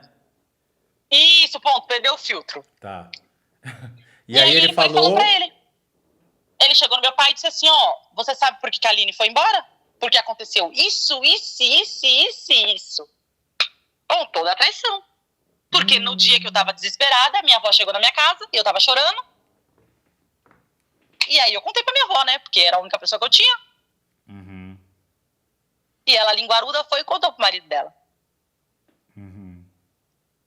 Aí tá. Aí meu pai me ligou bravo, eu tava trabalhando já. Meu pai me ligou bravo, o que aconteceu que você mudou daqui? Eu falei, porque eu já não tava bem e tal, e o João tá dando muito trabalho, então como ele dá muito trabalho, o senhor não tá bem, o senhor não pode ficar tendo nervoso, e ele faz, eu sei que o senhor acaba ficando nervoso por causa das nossas brigas, eu tô sabendo que não foi por causa disso, viu? E eu vou falar pra você, se você falar pra mim hoje que isso é verdade, hoje eu saio daqui. Mas Rufus, pra onde ele ia, se não aguentava nem andar até a esquina? Uhum. Eu entendo. Aí eu falei, não, é mentira, e eu não confirmei. Meu pai morreu sem ter essa certeza. Uhum. Aí, passou-se alguns anos, Rufus, algum tempo, eu ia na casa do meu pai, né, meses depois eu ia, eu sempre, tipo, ele tinha uma crise, eu vinha, mas eu entrava e não falava com ela. Eu só falava com ela, oi, de longe, porque quando você entra na casa do meu pai, você entra primeiro na cozinha. Se ela estivesse na cozinha cozinhando e meu pai estivesse na cozinha, eu entrava e falava com ela. Se ela estivesse na cozinha cozinhando e meu pai estivesse no quarto ou na sala, eu entrava e não falava com ela. Eu entrava e ia direto até o meu pai. E ela não vinha atrás de você? Não. Uhum. Não. E aí, nisso, Rufus, como ela era santa e o problemático era o João, algumas pessoas que ficaram sabendo da história, né, que a minha avó acabou falando, era coisa, ilusão da cabeça dele, ela era a mulher perfeita que cuidava do marido doente.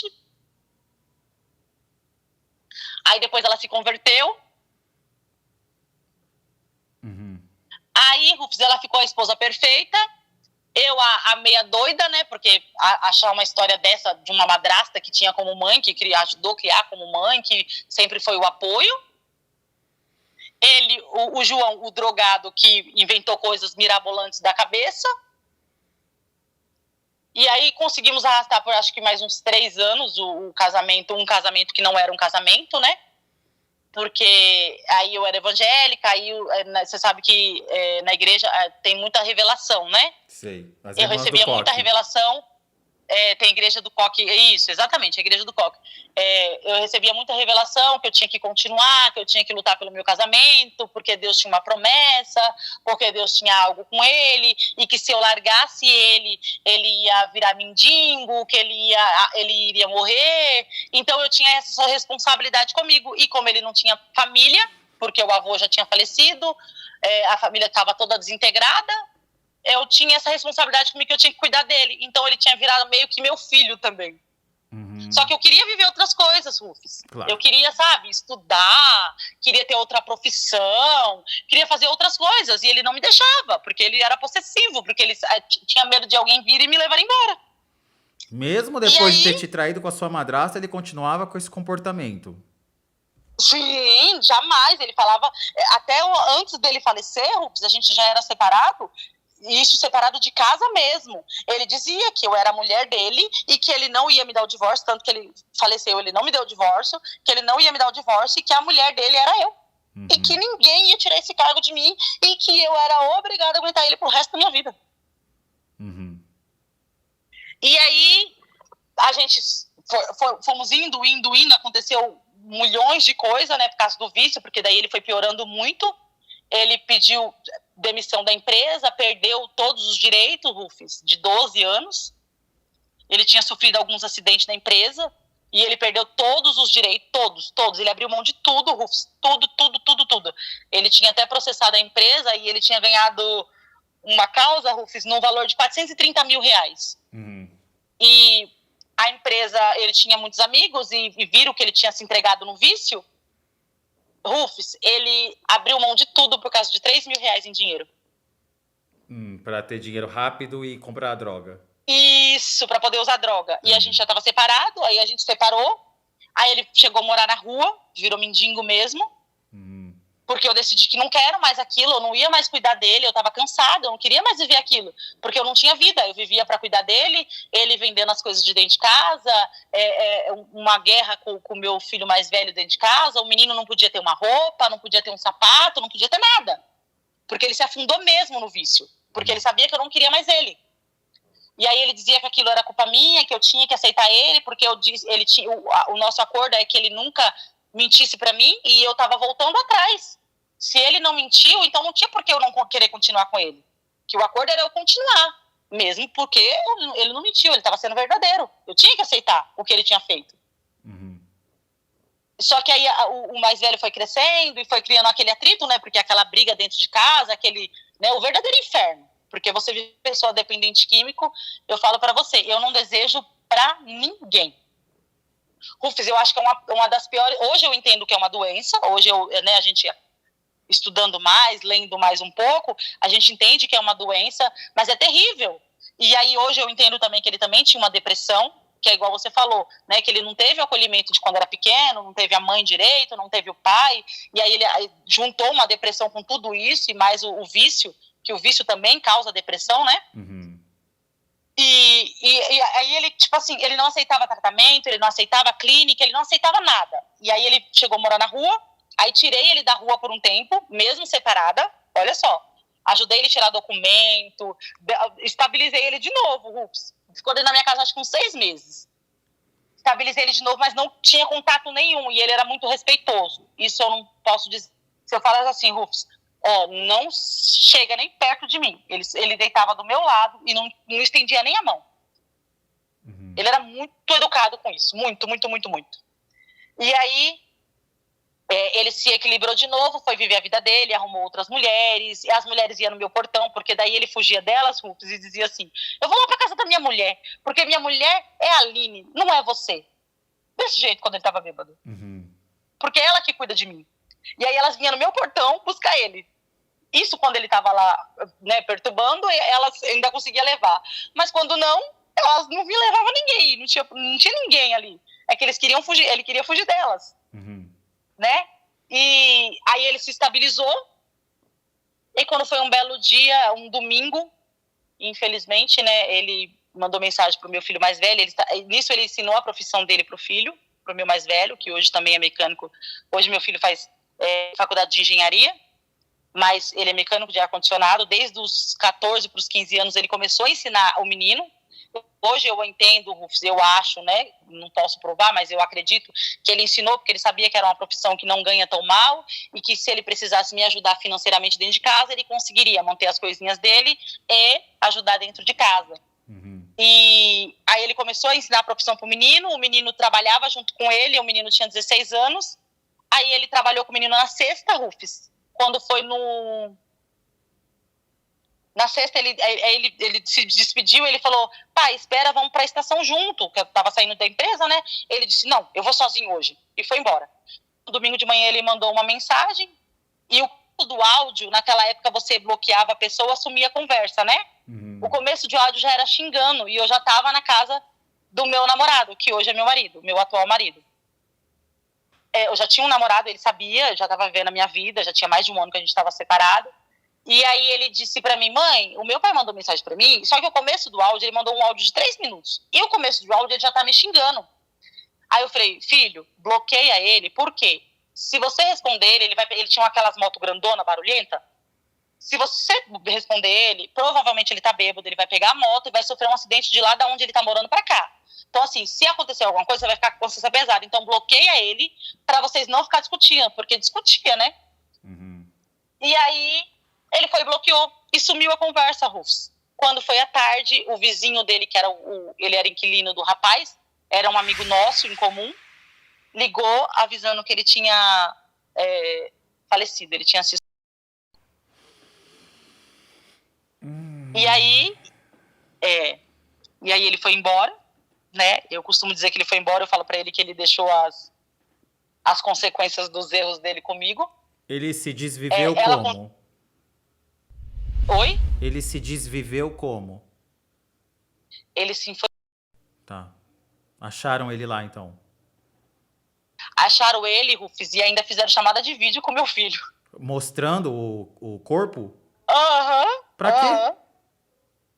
Então, porque, não sei, não consigo entender. Quando me ligaram, já não me ligaram assim, me ligaram normal. E aí eu fui buscar meu filho, que ele estava na casa da namorada, que era na rua de cima. Mas, Rufus, o trauma foi tão grande que hoje, se você pergunta pro meu filho assim, ô fulano, você viu seu pai? Rufus, a hora que a gente chegou lá, que a gente foi de Uber até a casa dele, porque daí, né, os documentos, tipo, o único documento que acharam dele seria a certidão de casamento, que era o que tinha comigo. Ele olhava da janela que o policial deixou ele olhar, Rufus, ele falava assim, é meu pai? Você tem certeza que é meu pai? Ele olhando pra ele não conseguia, sabe, quando assimilar. E hoje, o pouco que ele não gosta muito de tocar no assunto, mas você olha, você fala, fulano, você lembra da chamada de vídeo e tal? E ele fala, eu lembro, mas eu não lembro do rosto. Eu não vi o rosto do meu pai, não, parece que apagou da minha mente. Bom, ainda bem. E o áudio, graças a Deus, apagou. Ele não conseguiu reaver o áudio, tentou já por várias maneiras, não conseguiu. Acredito que Deus tudo tem um propósito, né? E acho que isso também, ele é meio depressivo. Hoje eu entendo também que ele também precisava trazer um tratamento de depressão. Ele é um pouco depressivo com isso, com todas as circunstâncias da vida dele. Mas ele também não aceita, é um detalhe. E aí ele se desviveu, foi embora. Ela continuou com uma santa, Rufus, porque meu pai ainda era vivo nessa época.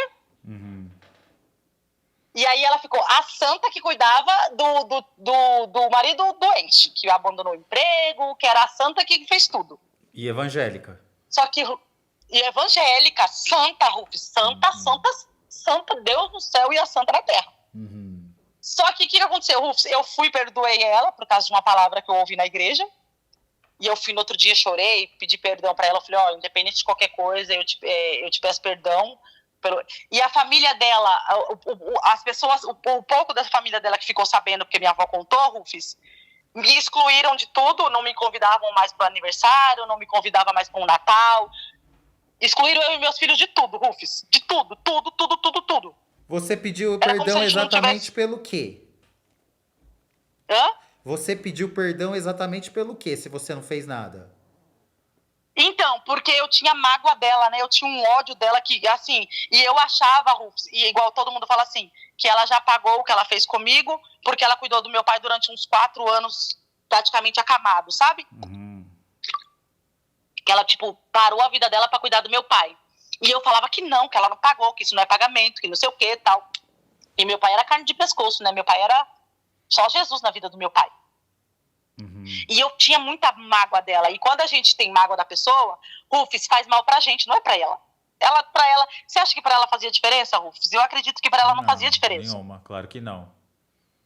Tava fazendo mal pra mim, você concorda? E hoje, não que eu seja uma bela assim, uma maravilha de pessoa, mas eu era uma pessoa muito amarga, Rufus. Eu não acreditava mais em ninguém, tudo eu duvidava, eu olhava sempre o lado ruim das coisas. Hoje eu olho as coisas diferente, sabe? Eu sempre dou aquele voto de confiança, coisa que eu não dava mais. E seu Pra pai, mim, ninguém prestava mais. seu pai faleceu depois de quanto tempo?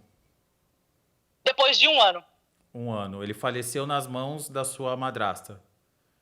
No hospital, 7 dias ele ficou internado, e nesses 7 dias ele faleceu. A gente iria buscar ele, por exemplo, o médico ligou na terça-feira falando que na quarta de manhã daria alta pra ele, porque na quinta era aniversário dele, e ele fazia hemodiálise. E aí na quarta, de terça pra quarta de madrugada, ele faleceu. O Senhor resolveu recolher ele. E o seu marido não te deixou nada financeiramente? Nada, só dívidas e problemas e milhões de problemas. Eu imagino. E aí você então não tem contato com a tua família? Aí, escuta, aí nesse tempo, Rufus, porque isso vai fazer 7 anos. Nesse tempo, meu pai, 1 ano depois meu pai faleceu. 1 ano não, porque ele faleceu em novembro, em julho do ano seguinte meu pai faleceu. Nesse tempo eu comecei a me aproximar mais deles. Ela olhava meu filho mais novo, porque eu não tinha condições de pagar alguém para ficar com o meu mais novo, e eu não gosto de deixar meus filhos na rua, eu não gosto de deixar meus filhos sozinhos, eu sou muito controladora, sabe? Meus filhos nunca foi de rua, por mais que a gente mora em bairro mais humilde, eu não gosto. Meu filho não ia na padaria comprar um pão, até 1 ano, 2 anos atrás. Porque eu acho que a gente tem que a gente tem que cuidar, Rufus, porque depois se der ruim, a gente não tem aquela culpa, sabe? Eu tenho que cuidar ao máximo dos meus filhos. Até hoje, o de 22 anos, se ele vai trabalhar, quando chega, já chegou, tá tudo bem, não mora comigo, mas, tá fazendo o quê? Porque eu acho que eu tenho, esse cuidado eu acho que eu preciso ter com eles pro resto da vida, eles só têm eu. E aí, ela olhava o meu filho, a gente foi se aproximando mais, mas ela continuava, Rufus, o que eu queria que você entendesse, assim, ela continuava na posição de santa, entende? A santa que cuidou do senhor que morreu, que cuidou dele até o fim da vida, que fez um excelente trabalho, que não queria mais ninguém, que a vida dela era meu pai e que ela se dedicou os 30 anos de casamento somente ao meu pai. E que nunca traiu ele, que ela foi a mulher perfeita e quem não prestou foi meu pai. Aí, quando foi, acho que tem uns 2 anos, Rufus, tem uns 2 anos, agora ela tem um namorado, vive a vida dela. Hoje ela mostra uma personalidade totalmente oposta do que ela mostrava quando meu pai era vivo. Hoje ela é outra mulher, parece que, tipo, não sei se ela renasceu, ou se era o que ela escondeu durante 30 anos, né, Rufus? Porque a gente não sabe da índole de ninguém, né? Não tenho mágoa dela, vejo ela de vez em quando. Rufus, até o ano passado ainda dava presente para ela. Meus filhos chamam ela de vó. O vínculo continuou o mesmo. E vocês nunca, mesmo quando vocês começaram a se dar melhor, você nunca falou dela sobre esse assunto?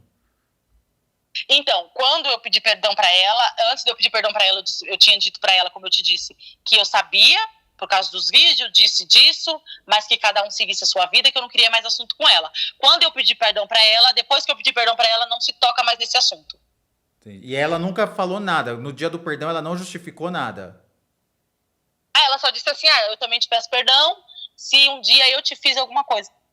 Mas não disse claramente, aconteceu isso, isso e isso. Não. Tanto que até hoje, Rufus, durante a família, assim, às vezes tá conversando, né, de quem morreu, você sabe que a gente adora falar de quem morreu, e aí fala sobre o pai dos meus filhos, ela fala assim, como se continuasse o genro perfeito, elogia ele, os olhos dela brilham quando fala dele. E todo mundo sabe da história? Assim, todo mundo não, mas algumas pessoas sabem. A família dela não, a família dela ela é só a pessoa perfeita que, tipo, ficou tudo bem. Ela é só a santa da história. E aí meu pai faleceu, Rufus. Aí meu pai tinha algumas coisas para receber, seguro de vida, essas coisas que se divide com o filho, isso e aquilo. A minha parte também ela não me deu. Ela ficou com tudo para ela e para os meus irmãos. Mas, Rufus, olha só como as coisas são, né? é um aprendizado. Por isso que eu falo que você conseguiu fazer eu contar, que eu acho que eu nunca contei essa história assim pra ninguém, Rufus. E quando ele estava vivo, ele dizia pra mim assim, ela não gosta de você, ela te odeia, você não tem noção do quanto que ela te odeia. E eu falava, meu Deus, só pode ser doido, como que pode falar uma coisa dessa? Uma pessoa tão boa, tão santa.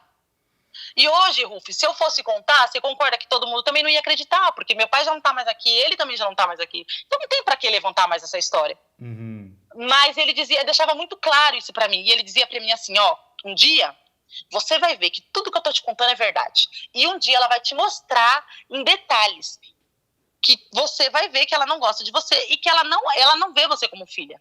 Pra ela, você é um estorvo, na verdade. É que ela não admite e ela não aceita de não ter tido uma filha mulher, de seu pai não ter dado uma filha mulher pra ela. Uhum. E, Rufus, quando meu pai faleceu, eu acho que eu consegui olhar ela como realmente ela é, você acredita? E hoje você Eles não me tem mais tratam. mágoa dela. Não. Hoje eu só consigo olhar. Hoje, claro que eu não vejo ela como minha mãe mais, mas assim, converso com ela normal. Meus filhos chamam ela de vó, dá a benção pra ela. Se tiver que almoçar junto, a gente almoça. Inclusive, depois de 9 anos, porque dessa história toda tem uns 9, 10 anos. Depois de 9 anos, Rufus, esse final de ano ela passou junto comigo, na minha casa, nova, que eu casei faz pouco tempo. Porque meu irmão do meio resolveu passar comigo, aí o mais velho também, aí o mais novo também. Ela falou, já que meus filhos vão pra lá, eu posso ir? Eu falei, pode, claro. E aí ela veio, e tá tudo bem, e passou o ano novo aqui. Mas eu vou te dizer uma coisa, eu vejo que as coisas que ele falou é realmente verdade. Porque, Rufus, no velório do meu pai, parecia que eu era... Sabe quando você pega uma pessoa, Rufus, na rua, e traz pra um velório de uma pessoa que a pessoa nem conhece? Que, tipo, mano, é um agregado que alguém botou ali no meio do velório. Uhum. Foi exatamente como me trataram no velório do meu pai. Eu acho que ela começou a mostrar quem era realmente ela no dia que meu pai faleceu. E aí, depois de um tempo, tinha umas coisas para receber, tinha umas coisas para resolver, a qual ninguém me chamou. E eu vivia a minha vida, né? Pagava as minhas contas, vivia sozinha com os meus filhos. E até nessa época que meu pai faleceu, que estava para receber esse dinheiro, eu estava com meu aluguel atrasado, que a empresa que eu trabalhei tinha abrido falência e não pagou ninguém. E eu desesperada, porque eu não gosto das minhas contas atrasadas, eu sou muito certa com as minhas coisas, eu acho que é um defeito meu, sei lá, que eu tenho, né? E eu desesperada, e ela disse pra mim assim, pior que eu nem tenho dinheiro, o que eu tenho aqui é R$20, e ela me deu R$20 de todo o dinheiro que meu pai teria que, assim, da parte que eu teria que receber do meu pai. E você também não E foi eu atrás. confesso pra você, não fui atrás, Rufus, não fui atrás. Hoje ela mora na casa, ela recebe pensão, né, do meu pai. Hoje ela mora na casa do meu pai. Mas eu não peguei, não fui atrás, não fiz nada, não briguei. Hoje eu olho pra ela assim como, sabe, ela segue a vida dela, eu sigo a minha. Ela uma vez passou mal, eu ajudei a socorrer. Aí ela fala pra mim, se um dia eu ficar doente, você ajudaria a cuidar de mim? Porque ela só tem noras, né, ela não tem filhas. E eu falo, com certeza.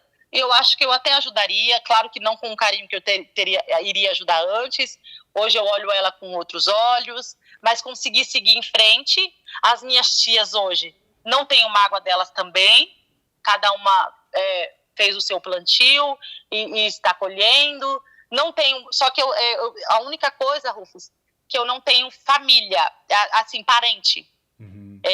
Se você perguntar assim, você tem parente que você vai passar final de semana, que vem para sua casa, que você tem um contato maior? Não, eu não tenho ninguém, eu tenho só os meus filhos.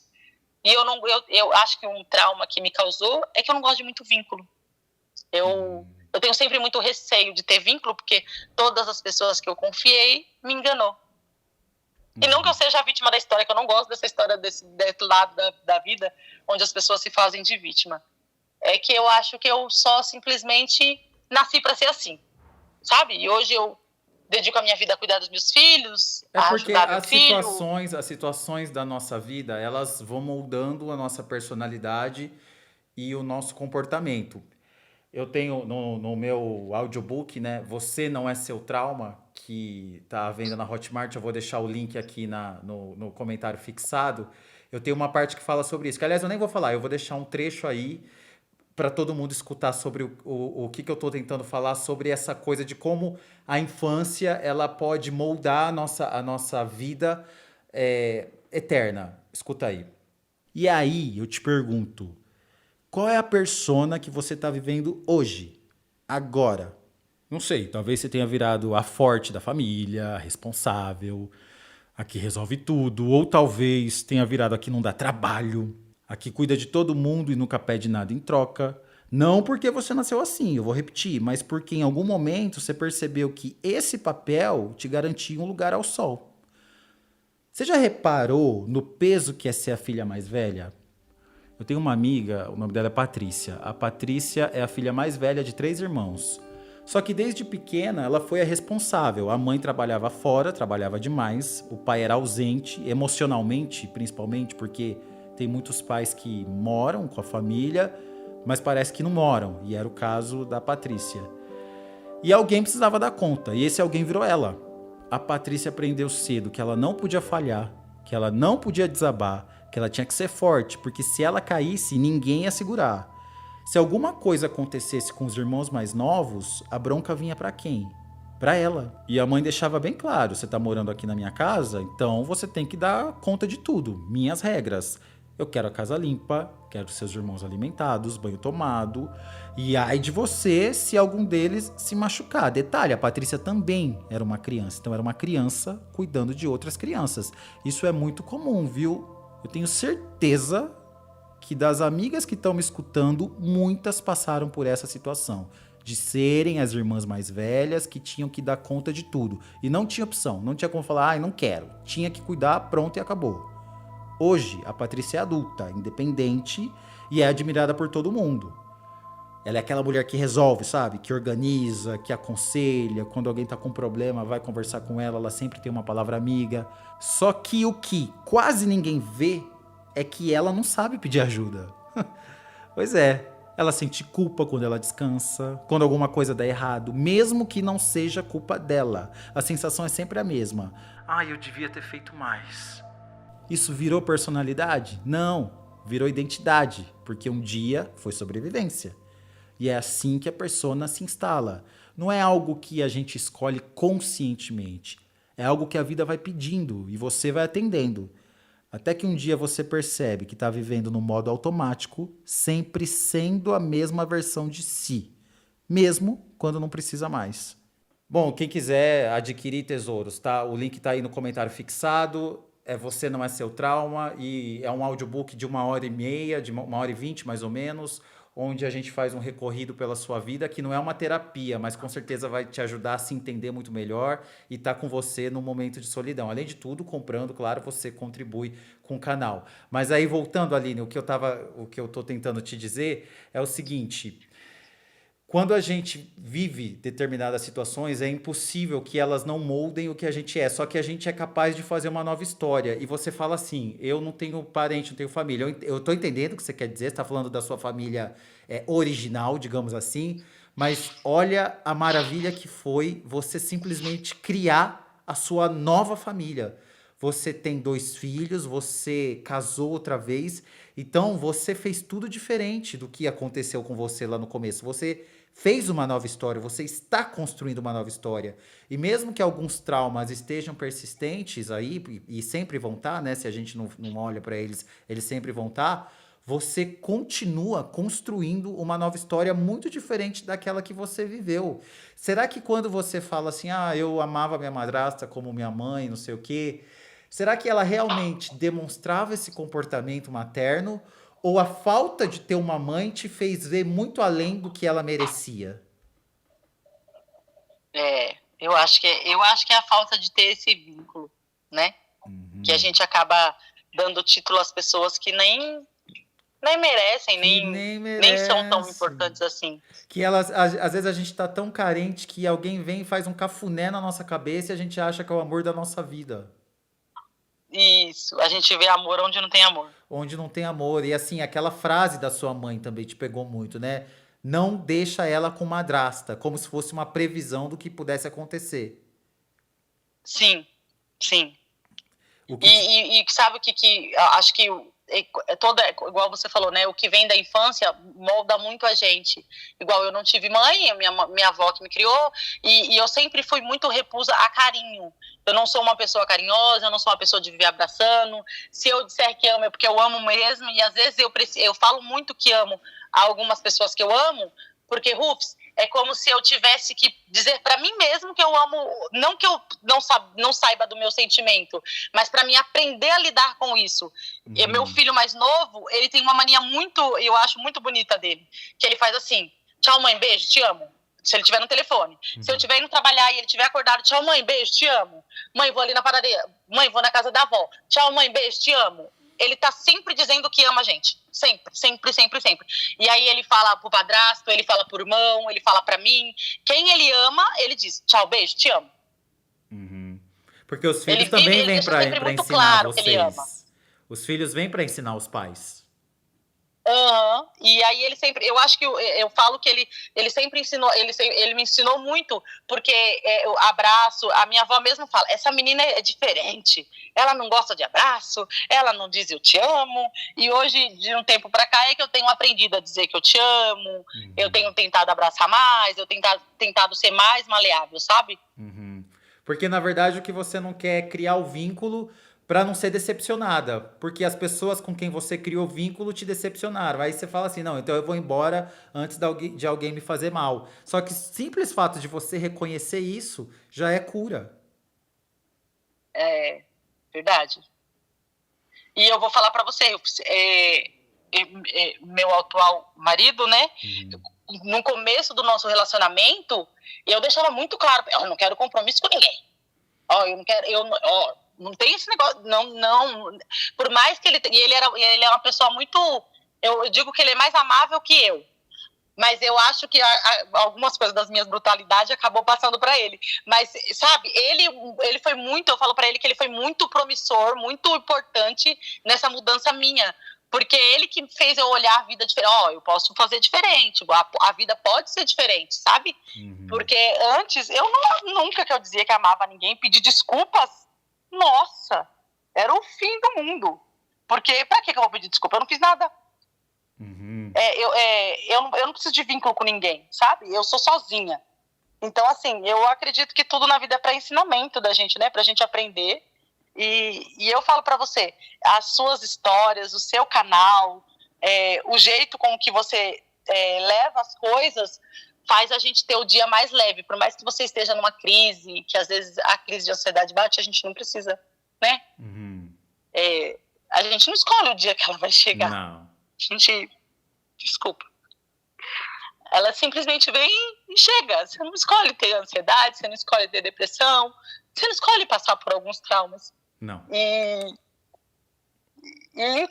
às vezes, quando eu tô, né, em crise, isso, aquilo, aí eu escuto, eu falo, olha como ele consegue, apesar de ter, claro que eu acredito que também você teve seus traumas, a sua história, a sua vida, olha como ele consegue olhar a vida diferente. Então eu preciso olhar diferente, eu preciso... Aí eu ouvindo as histórias, eu falei, eu acho que se eu contar a minha história, eu vou ficar um pouco melhor, eu vou conseguir encerrar essa página. Por isso que eu queria muito encerrar antes de fazer aniversário. Mas o que eu quero te dizer, Aline, é que você já vê a sua vida diferente, mas você não tá percebendo. Claro que, assim, momentos de depressão, de ansiedade, isso aí a gente não tem nem que ficar oprimindo. Quando vem, tem que sentir mesmo. E se precisar derrubar a gente por um dia, derruba. Por 2 já é muito, mas por 1 pode. Só que você já está vivendo outra história. Mesmo que você pense, nossa, mas isso me afetou tanto que hoje eu ajo assim. Você age assim, mas você está fazendo diferente. E o simples, assim, é só você pensar no começo da tua vida. Sua mãe foi lá e te deu. Você deu algum dos seus filhos? Não, sou louca pelos meus filhos. Você foi lá e casou, o seu primeiro casamento era um casamento totalmente perturbado, onde você casou porque sentia que estava devendo alguma coisa. Você está devendo alguma coisa pro teu marido agora? Não.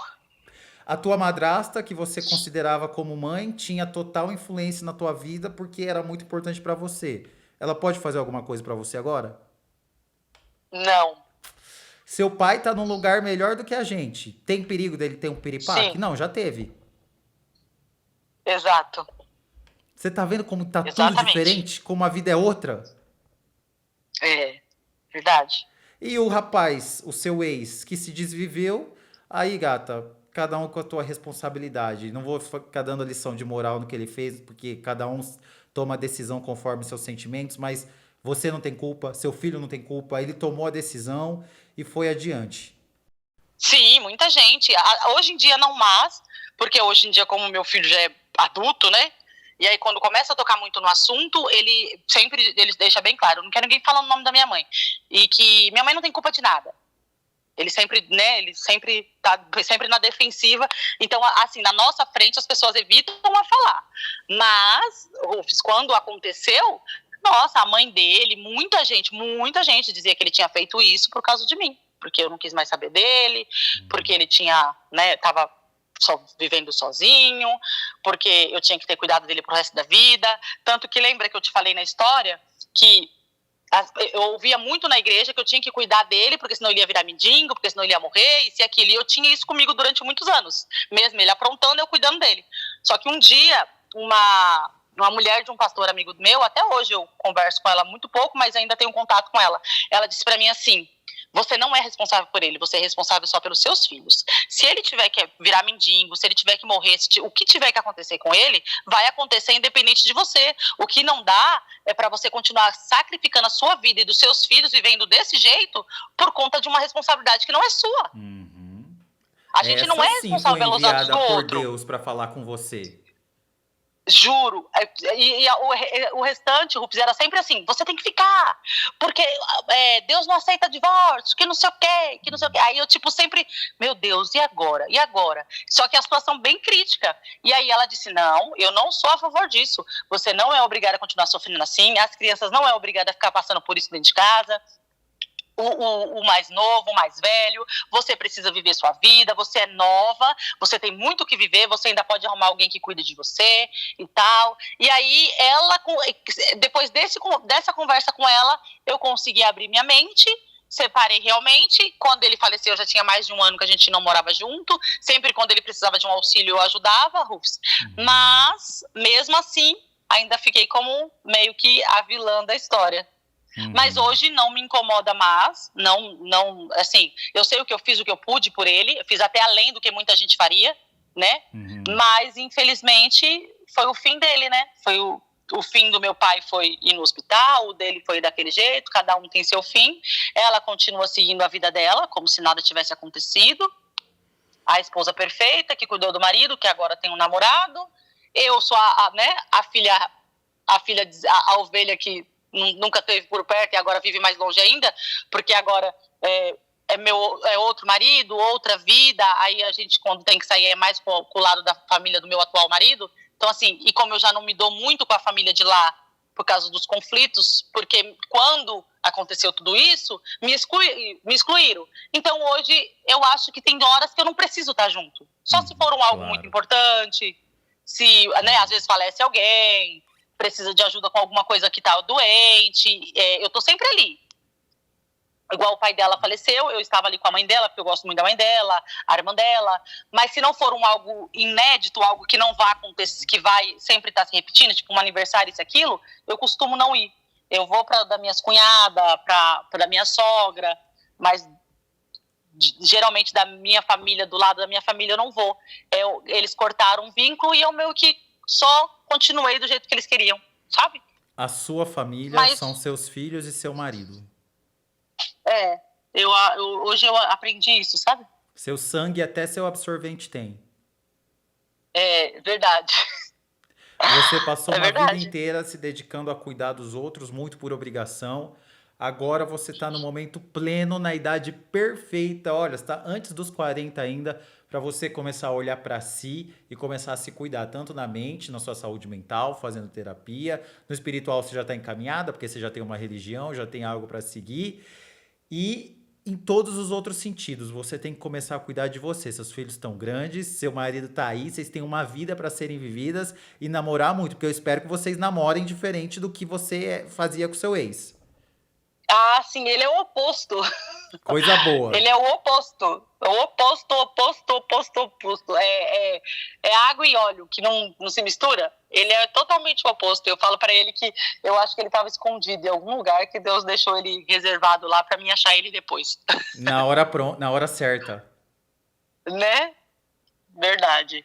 E o que Graças você a Deus. aprendeu com a sua história que você gostaria que todas as nossas amigas que estão te escutando aprendessem também?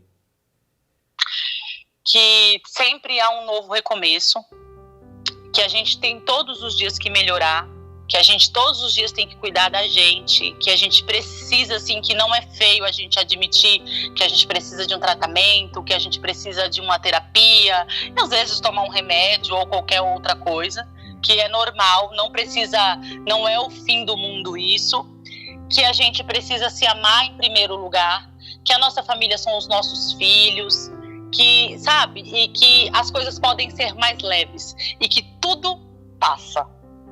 Tudo, tudo, tudo.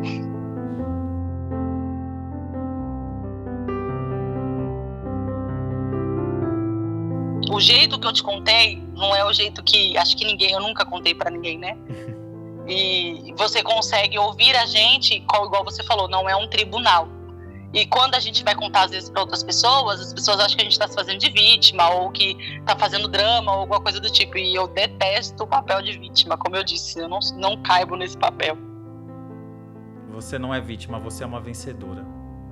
Eu agradeço de verdade por você ter me ouvido, de verdade, por ter disponibilizado seu tempo, os seus ouvidos. Foi muito bom poder falar.